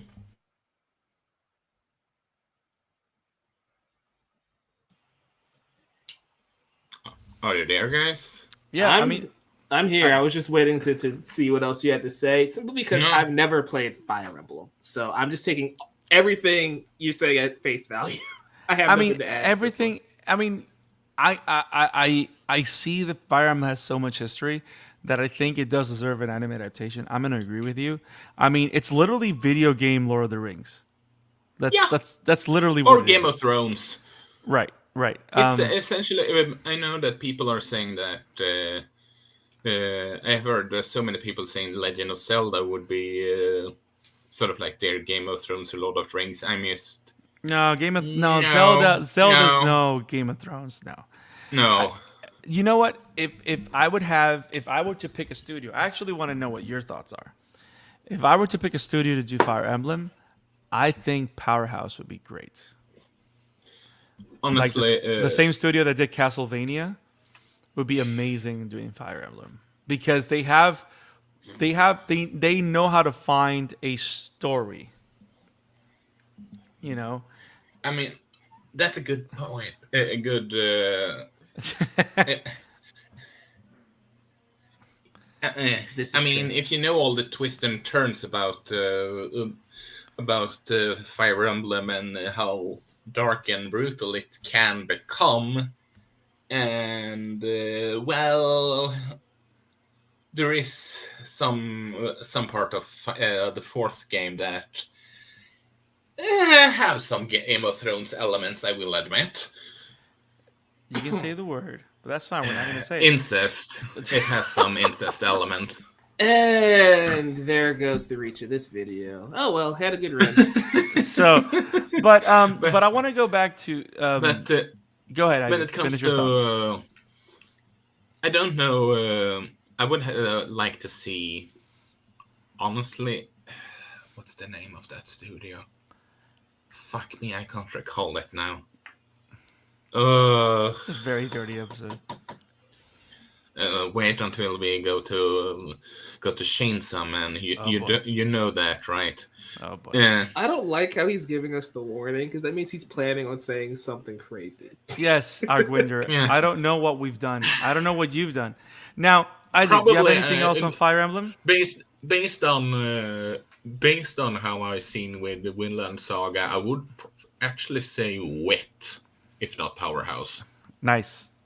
They're both great, especially the action. And also, I think they have a great way of managing dark characters and tones, which nowadays you have to sell it from that angle to sell something like Fire Emblem. You have to sell, there has to be darkness behind these characters to really celebrate the light moments. Does that make sense? You have to show that contrast to be able to sell it. But yeah, man. Anything else on Fire Emblem, bro? No. So before I do my pick, that's the last thing. I wanna share this from Arcwinder in the chat. Arcwinder says, a game that I would kill to see as an anime. You guys probably don't know since it's not well known. I do know it, by the way. It's Gravity Rush. Such a fun series, though it is getting a movie for some reason. I think that's just PlayStation flexing their PlayStation Studios thing about making movies about everything. Everything's getting a movie at PlayStation. Yes. Show, and I'm here for it. Give me God of War. I don't know how I should feel about this, but hey, I hope that's a good thing. But yeah, Gravity Rush looks so fun, and it's also colored and presented as an anime. Like it's ripe for adaptation, especially the outrageous powers that these girls have. It's just so pretty cool. So yeah, I think I would watch that. I would watch Gravity Rush. So I'm ready for my third pick. So my second pick. Mike mentioned a first-person shooter, and then he also mentioned, what was your second one, Mike? I don't know why I'm forgetting everything. Final Fantasy. Yeah. He mentioned Final RPG. Isaac has done one action and one RPG, so I'm going to change things up a little bit. My second pick is going to be a fighting game. And that fighting game is Guru, Mark of the Wolves. Now, the reason I'm picking Guru, the reason that I've picked Guru is for this particular reason. So everybody has played Smash Brothers with me knows that if I'm going to pick someone, it's going to be Terry. It's going to be Terry Bogard. Honestly, the guy at the right looked like if Ken and Terry had a love child. I won't deny that. Well, the thing is that there's actual cuts of Ken dressed like that. But I don't know if you know this, but that's actually Terry. So the one with the brown jacket and the long hair, that's Terry Bogard. So the reason I picked this one, not only because I'm a huge fan of fighting games, period. Huge Street Fighter fan, Guilty Gear fan. I'm a huge fan of Thank you, Arcwinder. Arcwinder says, "Sees Jeanette. This is the best choice so far. 100% agreed." Now, here's why I'm a big fan of Fatal Fury, which is the first game that presented Terry Bogard. That's the game that is represented in Super Smash Bros. Ultimate when Terry Bogard was brought in. But after a couple of years, Terry stopped being the main character because the game evolved into King of Fighters. And now the main character is Kyo Kusanagi, not Terry Bogard. And what I love about Garo Mark of the Wolves is that it is a sequel to all the stories in Terry Bogard's life. So this is an older Terry Bogard. And it's kind of like Fatal Fury meets Rocky V because Terry Bogard has become a mentor to his rivals and father's murderer's son. So the biggest rival in Terry's life has always been Geese Howard, which is the man that killed his father, which is the whole sequence of the original Fatal Fury anime film. So in Garo Mark of the Wolves, he is known because he's training Rock Howard to become a fighter and win King of Fighters to kind of get revenge on Geese. So you have all this darkness and a new light and a new way to view Terry as this trainer that's older, wiser. He has to deal with his emotions against Geese because he's training Rock, and Rock is trying to become his old man and kind of escape his old man's shadow. And he's kind of like making this relationship work with this mentor relationship with Terry. You can bring. And because it's so far in the future, you can bring characters from all over Fatal Fury and King of Fighters into the mix. And I don't know, it's just ripe for a great storytelling movie or series or anime, whatever. I just love the idea of bringing Terry back into the limelight in Garo. It's funny because even in the newest King of Fighters 15, there is a skin of Terry in the Garo getup. But I don't know. If I were to make another movie and put Terry in the forefront, it needs to be Gru. That's me. Nice. It's funny that you mentioned King of Fury and all that. Yes, Masahiro Obari is coming back and doing King of Fury stuff for SNK. You mean Fatal Fury or King of Fighters? Fatal Fury. Maybe nice. They announced that last year, I believe, and maybe he takes Garo Mark of the Wolf as one of the stuff he is adapting. I would love that. I hope he does. I want an anime. I need it. I want it. But that's my pick. So that's awesome. Yeah, the games are fun. The characters are cool. Nothing wrong there. Yeah. Mike, last pick. Yeah. So I was kind of struggling because I got to the point where I couldn't think of anything, but then I thought of like 7 other possibilities. So, this next pick I think would be a fascinating anime. I think if I were to choose a studio, it'd be Studio Pierrot. It's about 2 young ninjas, right? And this video game is Naruto Shippuden Ultimate Ninja Storm 2. So, the reason I think this would make a fantastic anime is the lore of Naruto is so rich and dense that you can probably get a good 500 episodes. You can even throw some fillers in there too, just to kind of extend it out a little bit. It's not cheating, Arquinder. I see your comments down there. But no, this is a really fun game with some awesome characters, and this bit has gone on too long. I'm going to give you my real point. It is cheating.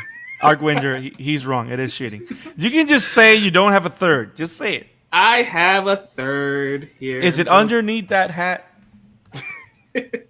Yeah, I've played probably. So my third is actually a fighting game, and no, it's not Dragon Ball. that would be cheating, but no, I think Tekken, right? And Tekken did recently get an anime. It's just bad, so we're going to reboot it. Call it Tekken Fatherhood, God. Like we did with Full Metal Alchemist Brotherhood. Because oh my God. The reason Tekken, this is my legit pick. So I see you guys saying, oh my God. And I want you to realize I am 100% serious this time. I know you are. It's not good. That is not good on Netflix. We're going to have to cover it one day. But I think, yes, Tekken, the good one. Tekken, I think, would make a perfect anime if done correctly, because Jin is essentially a shonen protagonist as is, right? He has this lineage with his grandfather, Hahachi, and his father, and the inner turmoil of that family. And of course, you can do a tournament arc every other season if you really wanted to. But I think just honing in on Jin, his family, and then you have these other characters surrounding him that are all extremely well written in their own right. Like, guys, Tekken lore is ridiculous. That is a rabbit hole we don't have time for me to go down today, but it is easily one of my favorite gaming franchises just because of how ridiculous this universe is. Hahachi has a bear that he trained martial arts. Kuma. Bear? Yeah, he just trains Kuma in martial arts. This universe is an anime already. They just got to get it right. Bloodline, maybe season 2 will be better if they get that far. But I think Tekken Fatherhood would be a pretty sick Let's do it. It works. Let's do it. Production IG. That's the studio I want to do it. Yes. Yes. I mean, they are insane enough to do crazy fighting like Tekken involves. So yeah. The issue with the new one that already came out is that they're trying to like mimic the fighting styles of the games, and it just doesn't work in that anime format like it does in an actual video game. So I feel like if you just let them do their own style, their own take on Tekken, right, as opposed to trying to just mimic the games. Yep. And you can see a lot of my picks are, hey, do your own thing. Don't be beholden to what the video games do. Because as much as I love video games, unless it's something like God of War or The Last of Us, you can be kind of loosey-goosey with the lore if you want to. Because there's usually not that much there. Tekken and Final Fantasy do have a lot of lore, but I think the audience is also open enough, especially with Final Fantasy Remake changing things, and the Tekken universe just being balls to the wall insane, that those picks, I feel like that would allow the studios to do whatever they want with that property, essentially. Nice. Very nice. I'll go with that. Do you know that one of my first PS1 games was the original Tekken? Yeah, Tekken is probably everybody's first game at this point in the PlayStation era. So Tekken good. 3 was probably my first video game ever. Nice. So yeah. That's a very, very, very dark childhood. Yeah, my mom was in love with this game, and then she realized, like, wait, you're probably too young to be playing this. And at that point, it was too late. Yep. So, Isaac, what is your last pick?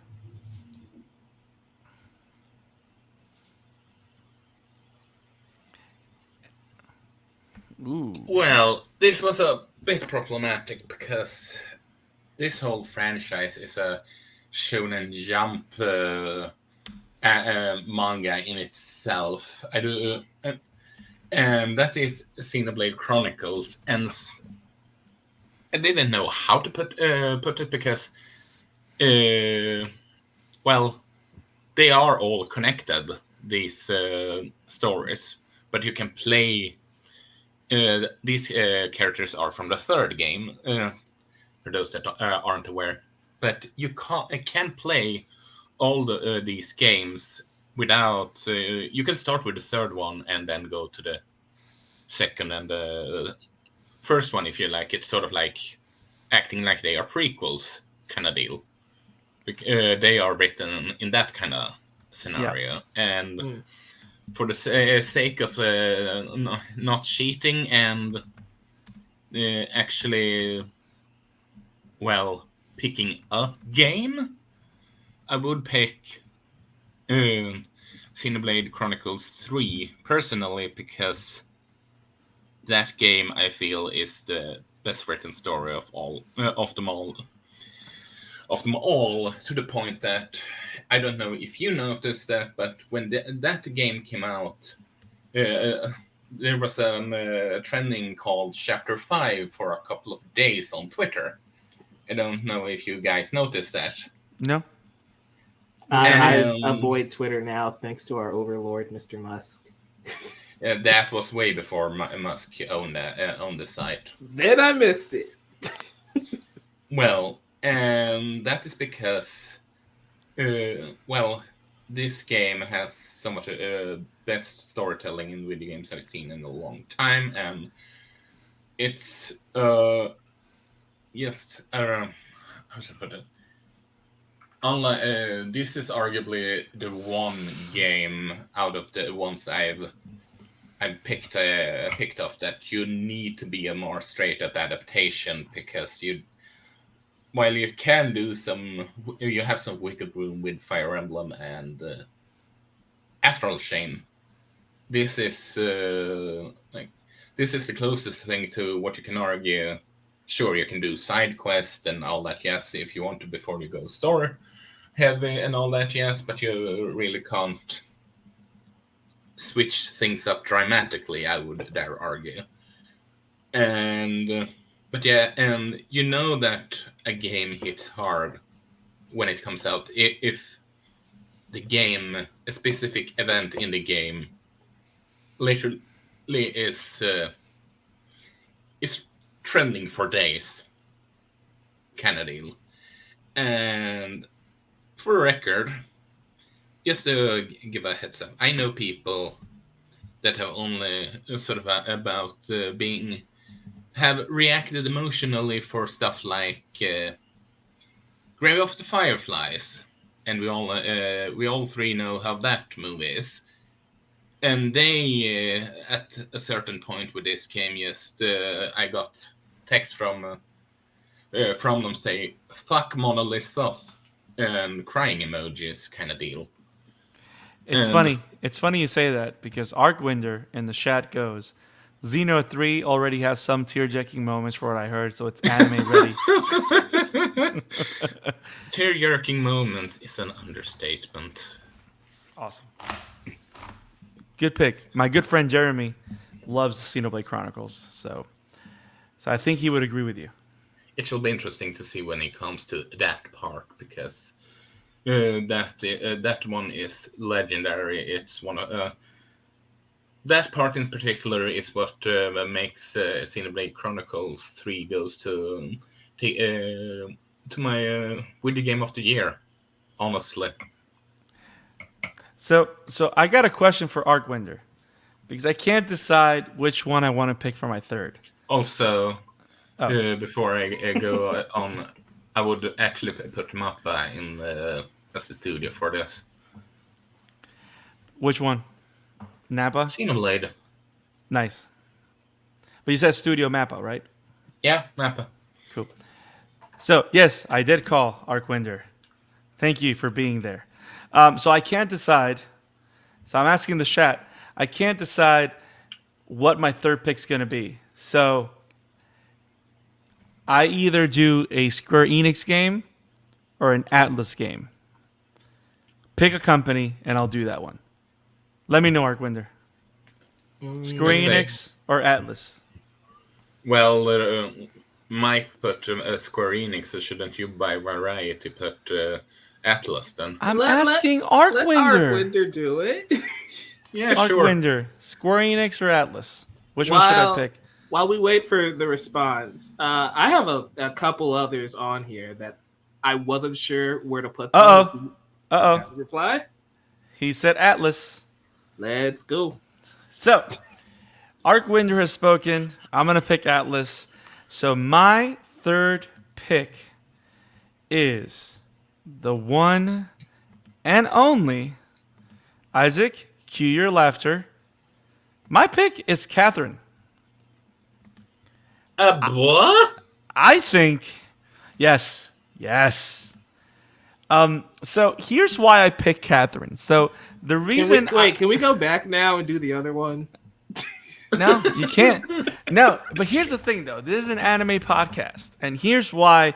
So I had a different picks, and I did them by... Are you going to let me talk about it? And you claimed that this is a family show, and you picked Catherine. I never said it's a family show. It's an anime show. So I was talking about our podcast show. Well, we said cock. So the reason I picked Catherine is because we talked about RPGs, we talked about spies, we talked about first-person shooters and stuff like that. Catherine, would you rather tell him to do the third option, which is more... Arcwinder, no. We got a Morbin time reference here, baby. Yes. Unexpected Morbius. Now I wrote... Oh, my God. Now, here's why I picked... I can't believe I have to say it like 5 times why I picked Catherine. Can I actually say it? Okay. The reason I picked Catherine is because Catherine has all the elements for a phenomenal comedy slice-of-life anime. It literally is a guy dealing with the fact that he's not happy with his girlfriend, but he keeps sleeping around with other women. And him dealing with that guilt and it developing into a supernatural debacle whenever he goes to sleep. And it's literally coming out of a puzzle game, and it's all this, him trying not to get caught, and then his conscience kind of battling against him. I don't know. It has comedy written all over it, and I think it would be greatly animated. So I think... Isn't he chased by a giant baby in one of the puzzles, or am I misremembering? I didn't get to that part, but there is a certain sense of dread. There's also, because he feels that he can die in a lot of these streams and sequences where he gets strapped in, and it has a lot of also dark Death Parade qualities to it, because everything that he's experiencing in the supernatural realm, it's literally a result of the decisions that he keeps making and the things that he's hiding. And if you guys recall a lot of Death Parade, a lot of the different stories that you see in the different episodes, it's people dealing with the result of their lives. And that's kind of what happens to him on a daily basis as he's doing all these puzzles and trying to be free to make a decision. But then again, instead of like a regular guy, as opposed to make the right decision, he just keeps fucking up. And it's hilarious, which is why he's now tied to 3 women as opposed to 2. And I don't know. I think Atlas did a great job with this one. So I will admit, when you said Atlas game, I was kind of suspecting that you would say a reboot of Persona 5, but I'll go for Persona 5 Royal, though. Honestly. Hey, but all I know is this. I aim to surprise. But the fun thing is, the characters from Persona 5 is in Catherine, so maybe they could have tie into a reboot of that. Hey, Argwinder, are you sad that you picked, or was that a good explanation of why this could work? Let us know, or just send me a cry emoji. I don't know.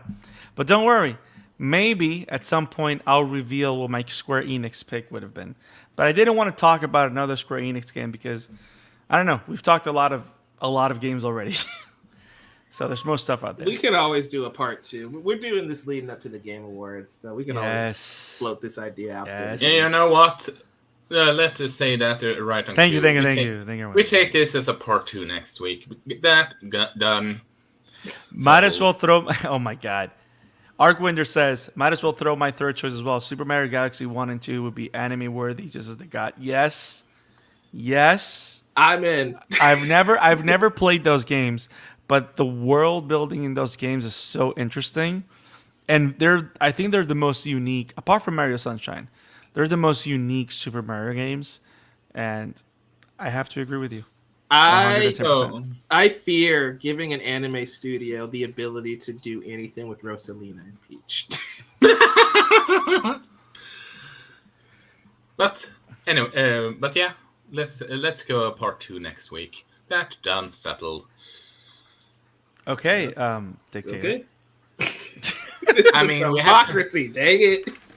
I mean, with the Game Awards close. And we have so many games talking about, we might as well do a second part. Fine. Well, guys, we talked our 3 picks for video games that need anime. We're now going to go to our next segment. If you guys love what we do here, make sure you click like, subscribe, click on that bell icon so you don't miss any videos, and make sure to go to Spotify to listen to us on the go. Give us a 5-star review if you love what we do. We've done multiple of these lists. We have a special playlist called Special Topics where you can listen to all the different lists that we've done and different other topics that we've talked about throughout the episodes that we've done on the live streams. So thank you for joining us for these topics, and stay tuned because the next topic that we're going to cover now is the one and only Chainsaw Man. We will see you in a little bit, guys. Have it awesome. See you in 6 seconds. Peace. Peace.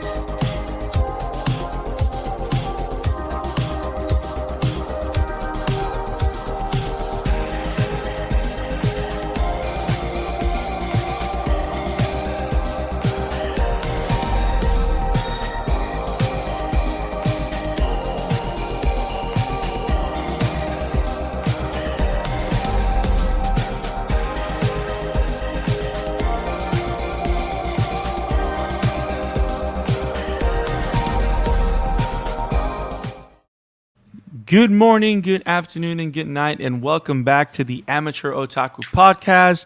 I am Brandon Alvaro, the Scarlet Fan. Right here is Christmas present, Mike. Ho, ho, ho. Kisses for everybody. Oh, boy. And the Mad Dog Isaac himself. Wait, you know what? I'm going to do an old school one. The one, the only, the Mad Isaac Wolf. What's up, dude? Kisses, titties, and kisses, titties all around. Jeez. You know what? Isaac is determined to make sure this channel never gets monetized. Well, it will be wonder. I mean, there Bitches is. saying shit, but hoes and tricks. Yo, Guys, we didn't even last 20 seconds into this Chainsaw Man episode. Good grief. Welcome back to the Amateur Otaku Podcast. Oh As my me God. and AJ said last time we did Chainsaw, Bleach and Chainsaw is our R-rated show. My Hero and Spy is going to be is easily the PG-13 episode because you can't be PG-13 with a show like Chainsaw Man. So what he's trying to say is that this episode is a little bit less elegant. But guys, we're talking Chainsaw Man. If you guys at home love what we do here, make sure to click like, hit the subscribe button, click on the bell for notifications so you don't miss any episodes or coverages on Chainsaw Man. We're talking episode 6, Kill Denji, and episode 7, Taste of a Kiss. We have a lot to discuss. A lot happens in these chapters. Guys, are you ready to talk Chainsaw Man? I'm ready because I haven't been here in God knows how long.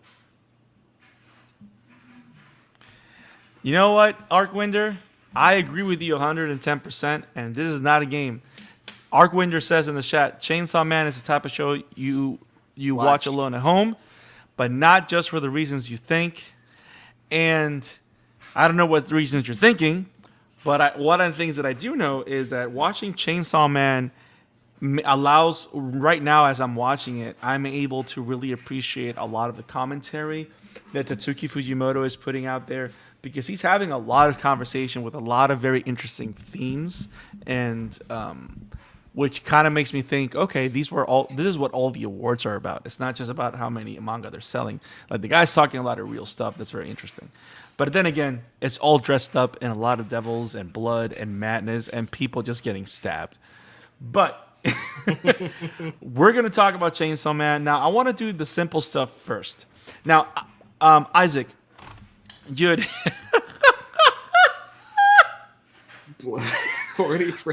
Arcwinder gives us his very simple explanation of Chainsaw Man. And Arcwinder shares blood and horny for the uneducated, plotting characters for the cultured men like you. Like us. We're all cultured men. But we also like boobs and tits. Bark. We also... There you go. We all... okay, so... The first thing I want to talk about, and Isaac, we forgot... Oh, my God. Isaac, we forgot to talk about this about Bleach because the episodes were very concise. But we always talk about chapters, length, how much you're covering. And one of the things that I admire of Chainsaw Man is the pacing. There's so much story that occurs, so much powerful dialogue. No minute is unused, right?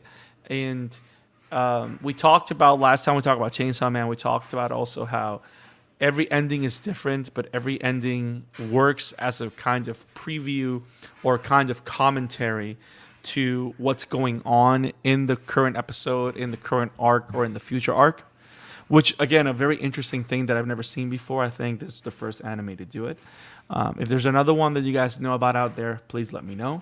But one of the things about the pacing that I found brilliant and interesting is, in contrast to shows like My Hero, correct me if I'm wrong, Mike, in very, very rare occasions, it's only one chapter per episode, but most of the times it's 2, maybe 3, but it's mostly 2, right? Something like that. My Hero usually hits that 2 to 3 range most times, unless they're really trying to stretch something out, like they did last season a couple times with one chapter. But and then you get into season 6 where they're taking bits and pieces from various chapters to where it's barely a thing I can even talk about anymore because they've bounced around for 4 different chapters. Yeah. So Chainsaw Man, something that they've been doing throughout the series is that they're not only doing one episode, because the first episode, for example, is just chapter 1 from start to finish. Yeah. But one of the things that they've been doing since episode 2 and onward is that they're doing 3 to 3.5 chapters per episode. And this particular episode, Denji killed Denji. I was going to say Denji kills. This is not like a Halloween reference. But Kill Denji starts in the second half of chapter 15 all the way to chapter 18. And then chapter 7 is episode 7 is chapters 19 to 21. But they cover so much ground that's interesting. But what I love about this particular episode to start with, because again, it was a great way to segue into the new story beat that they're doing, because at the end of the last episode, we see them entering the hotel, right? And the cliffhanger is that they notice that the 8th floor stairs go directly to the 8th floor. That's a good point. Most first chapters in a manga are a lot longer. Well said, Arcwinder. It is a 65-page long. You're right. But this one picks up directly where the last episode starts. I love that no episode starts with a flashback, because ain't nobody got time for that, right? We got to start directly. Have you noticed that every single episode of Chainsaw Man starts directly where the previous one ended, with no flashback, no recaps, no nothing? And then at some point, whether it's 1 minute or 2 or 3 minutes in, then the intro comes along. Have you guys noticed that? Oh yeah, definitely. It's very deliberate, like very deliberate. Yeah, so I'm doing reaction videos to Chainsaw Man over on the channel. So I've actually been recording everything that's going on, and link to that video in the description. Thank you, sir. But yeah, I noticed that each episode you just jump right in, which is really something I have to be aware of, because I'm filming like a live reaction, so I have to make sure I am conscious of what has happened in the previous episode. And they don't hold your hand really when it comes to, hey, we're just throwing you right back in. We're going. We're not going to hold your hand with this. We're not going to do a billion flashbacks to a certain swing. We're just doing the dang thing, right? And it makes it a lot easier to enjoy, really, because it feels like I'm getting 3.5 chapters of content per episode, right? Because I'm not rehashing something I already saw last week or 2 weeks ago. Right. And I'm glad that you mentioned that, because it makes the disconnect from one chapter to another to be seamless, because it doesn't feel like they're separate It doesn't feel like they're separate episodes. It feels like a handoff. Yeah. You know what I mean? It feels like a very nice passing of the baton, like the same weight of, and especially in the type of cliffhanger that it ended, it's a great transference of tension.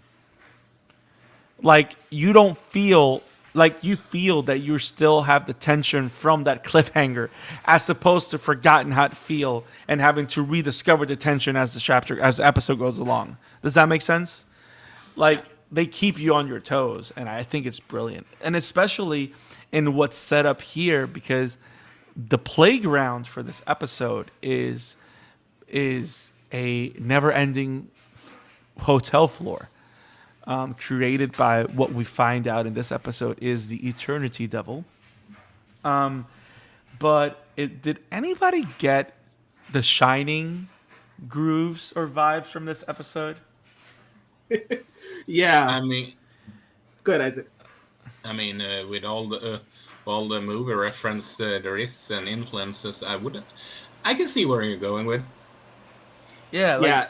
It's very eerie. It's a very eerie hotel room situation, and the tension just builds and builds this episode. It's so fantastic. I might be blurring a couple of things because I binged watched this show today. So if I'm pulling from the wrong episode, I'm sorry. No, but you're fine. This entire 8th floor concept, it is something that we have seen in movies before, but the way that they handle it, like the fear and terror that you start to feel these characters go through, it definitely is invoking some of those classic horror vibes and tropes. Yep. And also it's a great mechanism to explore the lore of the show, because remember, Devil's power is directly linked to humanity's fear of it. Yeah. So every devil that's created if a devil comes alive, is because humans fear that one thing, which is why, have you noticed that there's no guns anywhere? Nobody has guns? Because of the tragedy of the gun devil. Because humans feared guns so much, it created this all-powerful devil that did this rampage, and then guns were eliminated because that. And once they eliminated the guns, the fear of guns went away. So it's funny because as Kobeni, which by the way, whining a little scared bitch, as Kobeni and Akai, or whatever his name is, start freaking out and getting into panic attacks while they understand the situation, the Eternity Devil just gets stronger. And I love how it's a very show, not tell presentation of that lore and understanding of that world. That is so interesting. And kudos to Tatsuki Fujimoto, because it's what a way of creating this world and building it, right? Yeah, for sure. You know, I really felt bad for them because in the episode 2, right, we had Aki basically jump Denji and say, "Hey, if you know what's good for you, quit."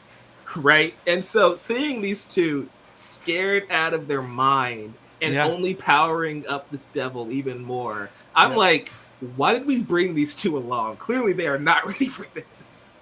And it's interesting getting the line like, the ones who survive have a screw loose. And it's like, that's why, because a rational person would be afraid in that situation. And then there's Denji, who wants a kiss. So he is going to go head first into danger because, it's just so fascinating. The character moments are great. The horny moments, not so much. And I'm glad that you mentioned Denji here, because I've read Denji for a long time because I'm caught up with the book that's in chapter right now. I think chapter 122 just released, I think. I feel that I've never understood Denji as much as I do now watching him. And what I love about Denji's demeanor is that a lot of people may see it as childish, but you got to figure 112. 112. Okay, thank you. I missed it by 10. Thank you. Denji has died. So now he just doesn't care. More than ever, he just doesn't care. He's alive again, and he just wants to be able to be alive. And he's not going to let anybody prevent him from living.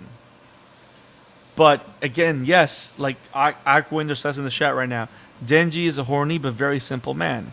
You can't help but respect him for his unbridled nature. Well said, Arkwinder. And it goes all to the fact of the bed scene. This is a guy that never had a bed. I mean, he had a bed, but he's never been to a hotel room. And he literally says, I got to thank this devil for this nice bed. You go back and he goes to sleep.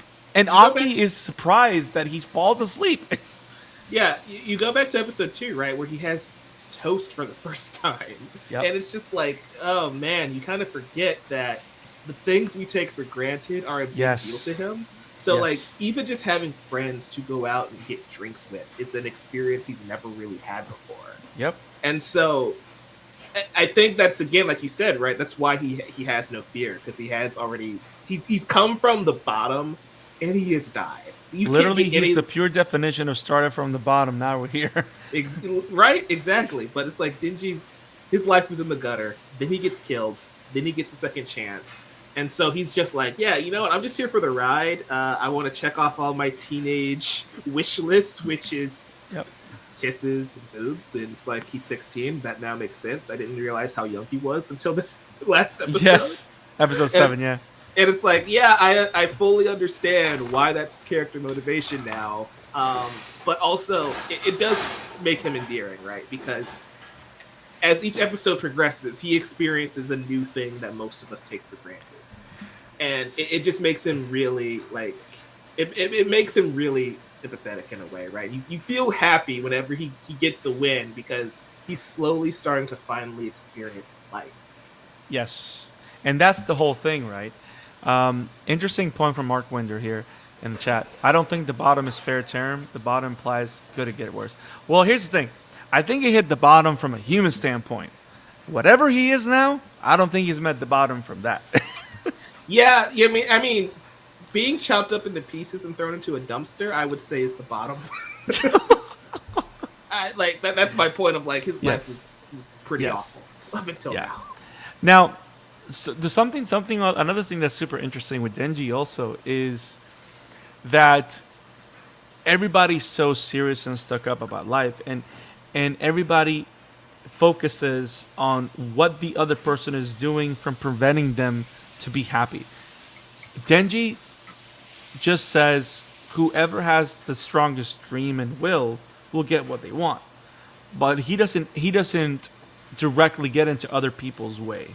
And that's something that's very interesting that occurs here, because the Eternity Devil makes everybody offers them a contract, which again, we find out that a contract, when offered by a devil or made with a devil, is literally something that if one of the two parts of the contract does not fulfill it, the other thing would die, and that includes devils, which is a very powerful explanation and exposition that I think is going to play into a lot of things in the future, which is great that we finally hear about this, right? Mm-hmm. But literally, the Eternity Devil says, I'm going to make it very simple, guys. If you guys kill Denji and feed him to me, I'll let you go. And what happens? The two scaredy cats only think about themselves, and they try to talk people into killing Denji. And even Himeno is trying to get Denji killed to some point just to save Aki. So everybody's thinking from themselves, no matter what it costs to others. And Denji's never like that, which is one other thing that I enjoy about Denji. Yeah, this was a fascinating concept. And again, I actually recorded my thoughts on that one, so you can actually see my thought process as this episode breaks down. But it's like, that's a hard call, right, to sacrifice someone. But it's like after a certain point, you really have to contemplate, is it worth sacrificing these 4 people just to try and keep Denji alive, right? I think that's why that dilemma is so interesting to me. Yeah. And I'm glad that Denji was just like, okay, you know what? Let's go. I'm just going to go beat the thing and be the shonen protagonist that I am. But I think that caused a lot of interesting dialogue, especially when you get to Aki, right? His willingness to say, hey, I need this guy later on. Because this Denji... He's being selfish, too. Right. They're all really being selfish, except for Denji, who seems indifferent to the idea. Because one thing I thought stood out to me, and Isaac, you can let me know if this stood out to you, too. Denji never really fights for his survival, right? He kind of just watches it all happen. He never says, hey, I have a lot to live for. Hey, you can't... Dude was sleeping. He was taking a nap, damn it. Yeah, but like, he slept through most of it. Yes. Then when he gets up, he just kind of watches it all unfurl, and he doesn't really think much about it. He's just like, okay, well, I'm going to see what they say, and we'll go from there. I mean, like we talked about before, he has been chopped up to pieces and resurrected. It's just like, let's just go with it. I don't care. I have hit rock bottom before. I don't really care at this point. Exactly. Yes, the good old Naruto. I don't care if they try and kill me. I don't betray my homies because that's my ninja way. Yep. But I love the fact that this also is a moment where, because Aki literally sacrificed himself to protect him, whether it was selfish or not, you got to think that's the first time that someone has defended Denji that way. Yeah. Which again, it's why he also said, you know what, at this point, I'll just throw myself. But that's kind of him also saying, like, I appreciate what you did. Motherfucker. What? He said, he's pretty much said that we're even, motherfucker. Yep. Or. Yep. It's a little bit of that. But it's like an honor system. That's very interesting. But yeah, the episode ends with Denji literally cranking up the chainsaw and just going into the Eternity Devil. 3 days, man. Yes. But here's the other thing that's interesting. Which, oh, by the way, before we go into this next episode, episode 7, can we talk about the fact that Kobeni had to become a devil hunter or a sex worker? Like, their parents were going to force her because they wanted his brother to... What? Yeah. But here's what I find the most disturbing about all this. Because one of the things that I find interesting about Tetsuki is that there's a rawness to his presentation of humanity that is very honest. And I think we see... I don't know, Artwinder. I don't think she can. So far, I don't think she can. Talk about Kobeni. Girl can't win in life, can she? Yeah. But he has a lot of... And we're going to see it now in episode 7 with the whole thing with Himeno. But it's like... This story, even though is deep into this supernatural lore and whatever, it's a very real world. Like, it's meant to feel that way, right? Humans are not superheroes. They're not superpowered. They can die at any moment. Very Attack on Titan-like. Humans are scared of devils. Like, Denji is the exception, but he's been doing it since he was a kid. And now, I kind of lost my train of thought. But I admire how real it is that he's presenting these situations and how humans would react to these situations. And I love how you see the experience, you see the inexperience, you see how people just turn on each other to protect their own interests. And then when you go to the fight between Chainsaw Man and the Eternity Devil, we find out that the Eternity Devil is doing all of this because he's afraid of Denji. Why is a devil that's never seen Denji before afraid of Denji? And also, why is this devil talking like he knows who Chainsaw is? That is the questions that I'm going to be having for the next couple of weeks. Yes. Yes. Yeah, it's such a interesting plot thread that, like, there was a lot of stuff that was just kind of dropped in this episode, and it's just leaving me the only non-manga reader in the room. It's leaving me scratching my head like, okay, why did this devil know him? What the heck does Aki's sword do? Yes. And they just dropped that. It's like, well, gotta see him use it, right? And they're just like, no, next time, maybe at the end of the season. I don't know. I need to know what that sword does, though. Yeah. No, and what I love about it is that there's all this mystery, but also what I love about...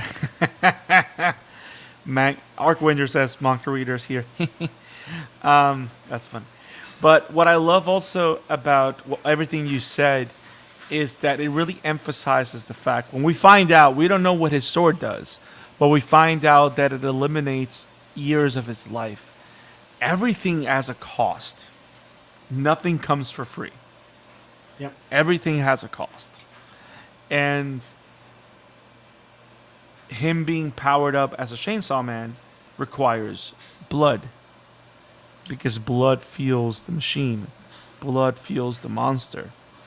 So I love that new twist where we've always seen that we've seen before that when he lacks blood, he gets weak, because we saw that in the fight against the what is it, leech demon or whatever it was, the one after the bat. Yeah. We do see him get power down because he didn't have blood. But now we see one that he was able to constantly feed on blood. So he was literally unstoppable. So it makes him very scary. So, but also the idea that a devil was afraid of him. And if you go back to the first chapter, the zombie devil was afraid of him as well. It makes me think, does he get more power because devils fear him? That is a very fascinating question, and the annoying part is I don't know if you guys already have the answer to that, and you're just toying with me. I'm gonna go back to the original statement. Manga readers. Yes, we're gonna pull the Anya, but yeah, I mean, of course Chainsaw Man saves the day. Everybody feels shitty for trying to kill Denji, As but they should. yes, they should. Yes, they should. But they all go out for drinks, and a lot of things happen. A lot of things happen, and yet nothing really happens. That's what makes this episode so cool. Yes, truth. Now, the cool thing about this whole thing with the drinks is that you kind of feel it's like a slice. It's one of those slice of life moments, you know. Before we get to that, let's just address this comment right quick. Arcwinder says, "Let me tell you, when I read Denji fight that devil in the manga, it was the most metal thing I've ever seen." I believe it. I can't imagine what the art looks like in the manga. All I know is this. Yes, it was metal, but it gets metaler. And yes, I said it. Wow. But yes. So they're all talking about different branches. Oh boy. They're all talking about the different branches. Like this is supposed to be the whole team. Yeah. Of people working under Makima. So Makima shows up. And Himeno is super drunk. And one drink, she was already too far gone. Yes, I love the fact that when Makima shows up, Denji goes, when Himeno says, "Hey, Denji, we're gonna kiss," and he says, "No, what do you mean?" And Makima goes, "What about a kiss?" And Denji goes, "No, I'm not kissing her." And then Himeno, "No," and he goes, "Yes, I'm kissing you." Like he can't make up his mind. But then again, he's 16. I think this is the first time that we hear him say his age, right? It is, and it makes it make more sense to me because it's like that. Okay, that makes sense. He's a 16-year-old, Yes. But also it makes the flirting with Makima a little more creepy because I have no idea how old she is. It's all in the eyes. So No. Exactly. Yes, Arcwinder. Just like you wrote on the chat, Denji, oh no, I'm trapping my best worst dream. Now, trust me, the worst dream is yet to come because it's in real life. So here's the other thing. Here's the other thing that I love about Denji's character and how Tatsuki writes him. So, and here's where I talk about how real this world is. People get drunk. When people get drunk, what can happen? They get knocked out or they throw up like crazy. Yeah. When Himeno, yes, I gotta say it. So this kid wants a kiss. He gets kissed by a drunk woman. And he's experiencing a French kiss for the first time. And then it wasn't a tongue. So Himeno just vomits it in his mouth. It's like, oh my God, no, why? I'm glad that Studio Mappa just censored it, but I still get chills because it was horrible. I think it's funny how everything that happens in this show, that's when the censor bar comes in. Yes. Like, really? We're drawing the line at vomit. Well, it's the situation that it happens. I get it, but also we saw this man toss into a dumpster in chunks. I'm just saying. Truth. But vomit. Now, here's where I go to the real thing. I love how this is Tatsuki. I feel that this is Tatsuki's way of commenting on society and young man's view of sexuality and sexual conquest, because Denji wants boobs. He doesn't want them. He wants to touch boobs, but then he touches them, and then he feels empty. And then he wants a kiss, but then this horrible thing happens, which is something that can happen. You got to figure this actually had to happen to somebody. I feel so bad for them. Yes, but like, I love how real it is. And then he goes and throws up or whatever, and he literally looks at whatever his name of that guy is, and he goes, "Are you talking about the barf kiss?" Yes. And then Welcome back, when he's throwing up on the I can toilet, attest to that. It's horrible. Whoa. Okay. Wow. So we're gonna when circle back to that. Finish your point, Brent. So when he's vomiting in the toilet, he literally looks at this guy and goes, "Dude, my first kiss was literally filled with vomit." And the idea that we create these dreams on ourselves, right? And like, in what sexual exploration is and what's going to be satisfactory, we don't know what's going to be satisfactory in our lives. We think we know. And then suddenly when we encounter something, it's not even close to that, and it's just horrible because we force the experience. And that's a mistake that a lot of young people do, you know what I mean? And they run into trouble and stuff like that, or things happen. And I find it very interesting, that type of comment and exploration on that. And also going back to Makima, that even though she was talking as a puppet master, when he was talking about what makes moments like this better, she does have a point. Which again is very interesting, that Makima is talking about forming relationships, and he's just looking for these moments as opposed to forming relationships. And I don't know, I find that as a very interesting contrast. And like, the world is literally telling Denji, "Hey buddy, I don't think you're going at it the right way." Yeah, it's what I've been yelling at my TV screen since episode 2. That his heart is in the right place technically, but I mean, his heart is a dog. So I don't know anything. Yeah, well, we all love Butch there. Such a good. Exactly. I love how 90% of Isaac's contributions to this conversation so far has been barking. Arcwinder, comment. I won't say details because manga stuff, but I do like how Denji evolves from what he thinks he wants to what he truly wants near the end of the manga. Fascinating. I'll keep a lookout for that as I make my way through season 1 here. I mean, you guys have thought it was a bad idea if I go to full R's. I mean, it's trying to be as PG-13 as possible, even though it's...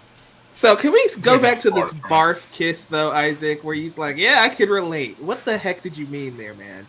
I need to know. I can tell that when we're stopped recording. It's no fun that way for everyone else, but okay. So now here's the other thing. How do we feel about the new character Himeno? We got 2 big episodes with her. A life filled with tragedy, filled with guilt. Talk about suffering survivor's guilt, which is kind of like the one thing that fuels all devil hunters. The fact that they're the ones left behind, the ones that survive. And to think that when we see the cemetery takes, all those graves are devil hunters. Yeah, that's ridiculous. It's heavy stuff, man. I mean, it makes sense that there would be so many, because it's like they said, you need someone that is batshit insane to finish this job, and there is a lot more people that are quote-unquote rational, that is only, well, to make a perfect example, 90% or more of the workforce in that is probably someone that has revenge towards a demon or two, that and are rational and just, I'm gonna do this, and I'm gonna do this, but when push comes to shove, they get scared and, well, get killed. It's sort of like, imagine someone like, I don't know, something happen in a country and that causes, let's say teenager that signed into the army for Afghanistan, that went in with emotions because of 9/11 kind of deal. Yeah. And not it's more than likely a lot of those kind of people that died over there because they went in with emotion, but they are rational at the core of their characters. Does that make any sense of what I'm trying to say?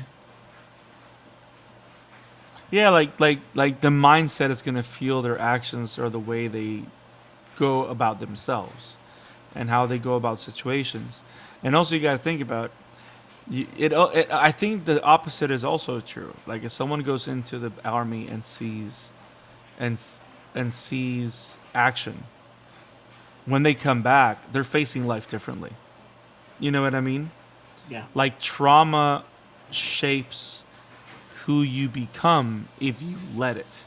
And that's kind of the message here in a way, I think.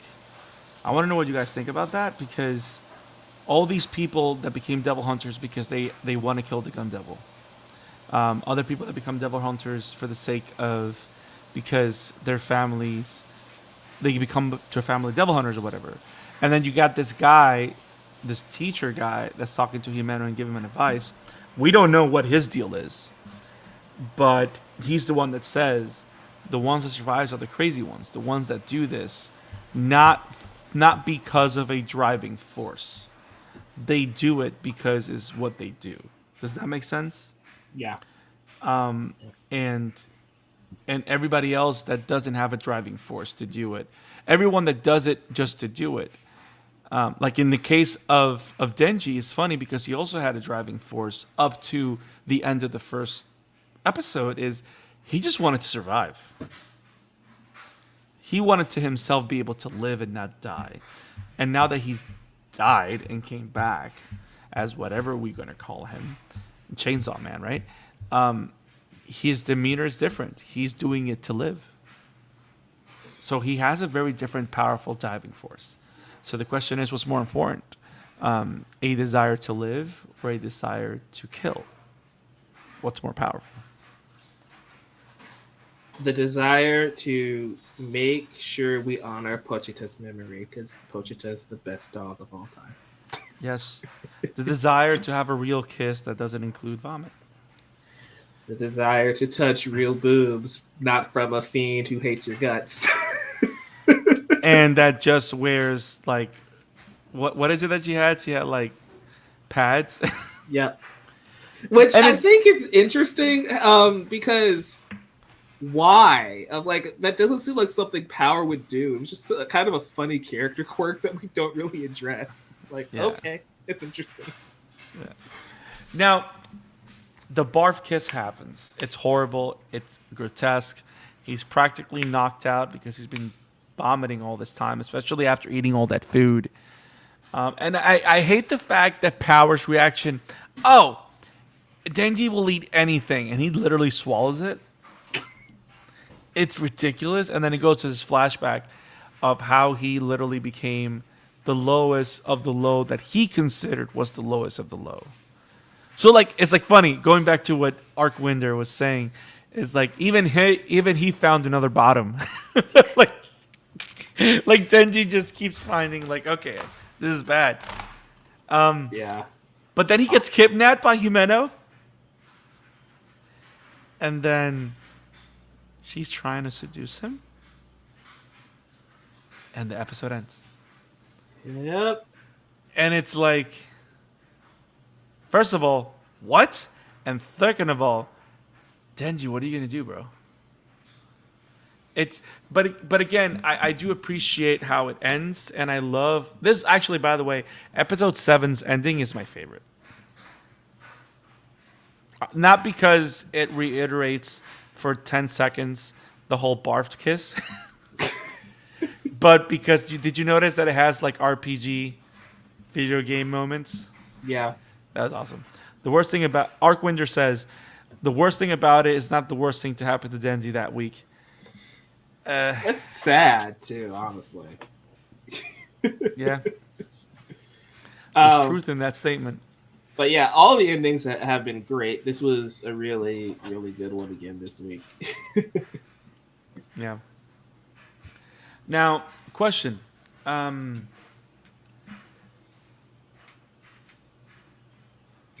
I love the lighting in that scene when they're in when they're in Himeno's house. Like they use. I was just gonna say, it looks like all of the budget for this episode went to that one scene because it is the best shot in the entire episode. Yeah, yeah, but it's also you got to figure in animation, particularly. I think dark shots are the hardest because it's playing with light. Yeah, and the way the sheets look, the way that she looks, that's one of those moments where you question. I mean, it's not motion capture, but you know that a lot of these animes now use motion capture, right? For example, one of the moments that I know for a fact has to be motion capture is a lot in the intro, at the end where they're dancing. That's definitely motion capture, most probably. In my opinion. Isn't Attack on Titan's fighting motion captures currently? On the final season, yes. On the final season is motion capture, in my understanding. But what I love about this scene also is... I'm sorry. I'm just thinking of somebody motion capturing for the cart Titan, and they're just on all fours at all times. Or it's literally a dog just going... Yeah. Sit. You're bad. Now, at this moment, after everything that's happened, you think Denji says yes? I assume this is targeted at me because you guys already know what happens. I mean, I'd be like, I don't know, man. I mean, she already tried to vomit again by just spitting beer in your mouth. It's I don't know, bro. I feel like at this point, it's Makima, right? She's in game for Denji, so I feel like he would say no, especially all that has happened today already for him. What do you mean?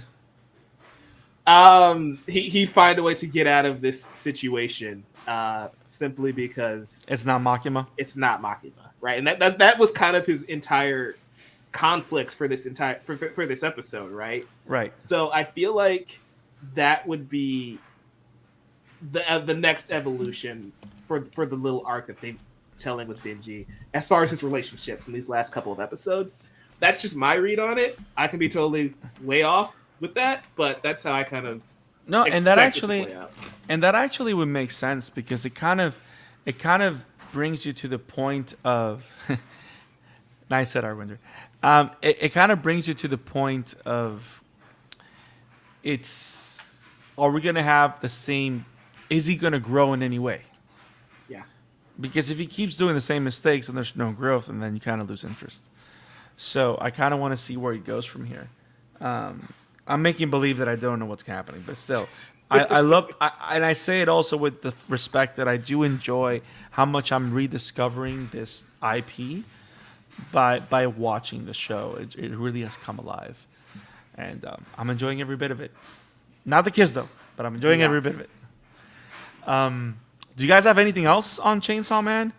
I mean, a lot happened. Not a lot happened, but a lot happened. I love the fact that we were able to build this nice group of characters and expand on them a little bit. But I still like how Denji's just the kick-ass main character. I like how that's pretty defined. I like how he's not like any... It's not like the typical shonen protagonist where he stands out, but he stands out because everybody else is trying to do the same thing. And Denji just stands out because he's Denji. And I actually like that about this show. You know what I mean? Because Naruto stands out because he's the main character, but he's actually trying to be the best, and everybody's trying to be the best just like him. You know what I mean? Mm-hmm. Denji's just Denji. Yeah, being the Denji's best weird. is him being himself. What was that? No, it's just Denji's just weird, and that allows him to one be the most powerful person here, but two, it does make him stand out, right? It does make him interesting. Seeing how he the interesting part of the show is seeing how Denji interacts with these somewhat normal characters, right? Him and Power, really, they're the weird ones. They're the oddballs in the group, and so Power win the Nobel Prize, and he's killing the Eternal Devil. Ha! I will win the Nobel Prize now. I was like, what the fuck? I don't think they know how this works. Yeah, that it's so stupid, and I love both of them. They're my favorite idiots at this point. Yes. Yeah. Every other Arcwinder, 2 comments. Every other main character. I want to save the world and become the best. Denji. 1 set of boobs, please. Yes. Yeah, essentially. I mean, he just gets somebody to do both, like Naruto. I think he kind of lucked out. Denji, you have a choice. You can either be Hokage, or we can give you boobs. And he goes, "Are they Tsunadas?" And Denji goes, "Yes." I'll take it. And with that, ladies and gentlemen, that is Chainsaw Man. Yeah, man. What a great couple of episodes. I love Chainsaw Man. I love Denji. I'm enjoying this show. I think we can all say we're all really enjoying it. Right, guys? It's weird, and I love it for that. Same. Hence why it's peak fiction. No irony, says Arcwinder. It is peak fiction. But yeah, so Chainsaw Man is awesome. We will be returning, guys, in 2 weeks to talk more Chainsaw Man. We still have 5 episodes left on the season because it's only a 12-episode season. But we're enjoying every minute of it. They're moving with it swiftly but informatively, and there's a lot of great stuff coming, so I can't wait to watch it and see everyone's reactions because I'm loving every minute of it, and I want to know what you guys think about it. If you love what we do here, we cover Chainsaw Man every 2 weeks. Make sure you subscribe to our YouTube channel, click the like button, click the bell for notifications so you do not miss any single coverage of Chainsaw Man. We cover animes every single week, so make sure you follow us so you don't miss anything. We will not be talking about Chainsaw Man next week. Next week, we return with more Spy Family and more My Hero Academia. Per Matt Doc's recommendation and insistence, we will return with more video games that deserve anime adaptations. So make sure that you don't miss next week's episode so you can get part 3 of the amazing list that all of us come up together. And Arcwinder, of course. And Arcwinder writes in the chat, "'Twas a fun show. Looking forward to seeing Mag being more surprised by Chainsaw Man." We all want that. We all do. That's why I'm doing the reactions too on my personal channel, because I want everyone to be on the journey with me because I feel like it's something special. It is. It is 110%. Now, guys, let's do the homecoming. Let's take this baby home. Isaac, if people were to follow you and wanted to find you, where can people find you, bro? Written work, Worldbomb Entertainment, social media, Emblemaniac as of right now, unless Elon Musk is nuking the app. Wow. Mike, where can people find you and your reactions? You can find me at Novice Cinephile on Twitter, on Facebook, on Hive, on Instagram. It's The Novice Cinephile. You can also find me on TikTok, same thing, Novice Cinephile. But specifically, for the sake of this conversation, go to youtube.com/Novice Cinephile, where I'm reacting to Chainsaw Man. I probably have like 5 episodes dropping this week because I'm catching up. But also, we have 2 episodes of The Chatter After dropping this week. Really fun stuff. Black Panther, Wakanda Forever, and Rise, Roar, Revolt. One of my favorite movies of the year. It's going to be a fun time. Make sure you check those out. You can find me at the Scarlet Fan 52 on Twitter, and you can find the Twitter. And you can find the podcast at the Amateur Otaku on Twitter. Have it awesome, guys. Keep watching anime. Stay awesome, and be like Denji. Be yourself. Boobies. Peace. Oh, that too. Peace. It is. いつか僕らの夢をすれすぎ通り過ぎてった時の記憶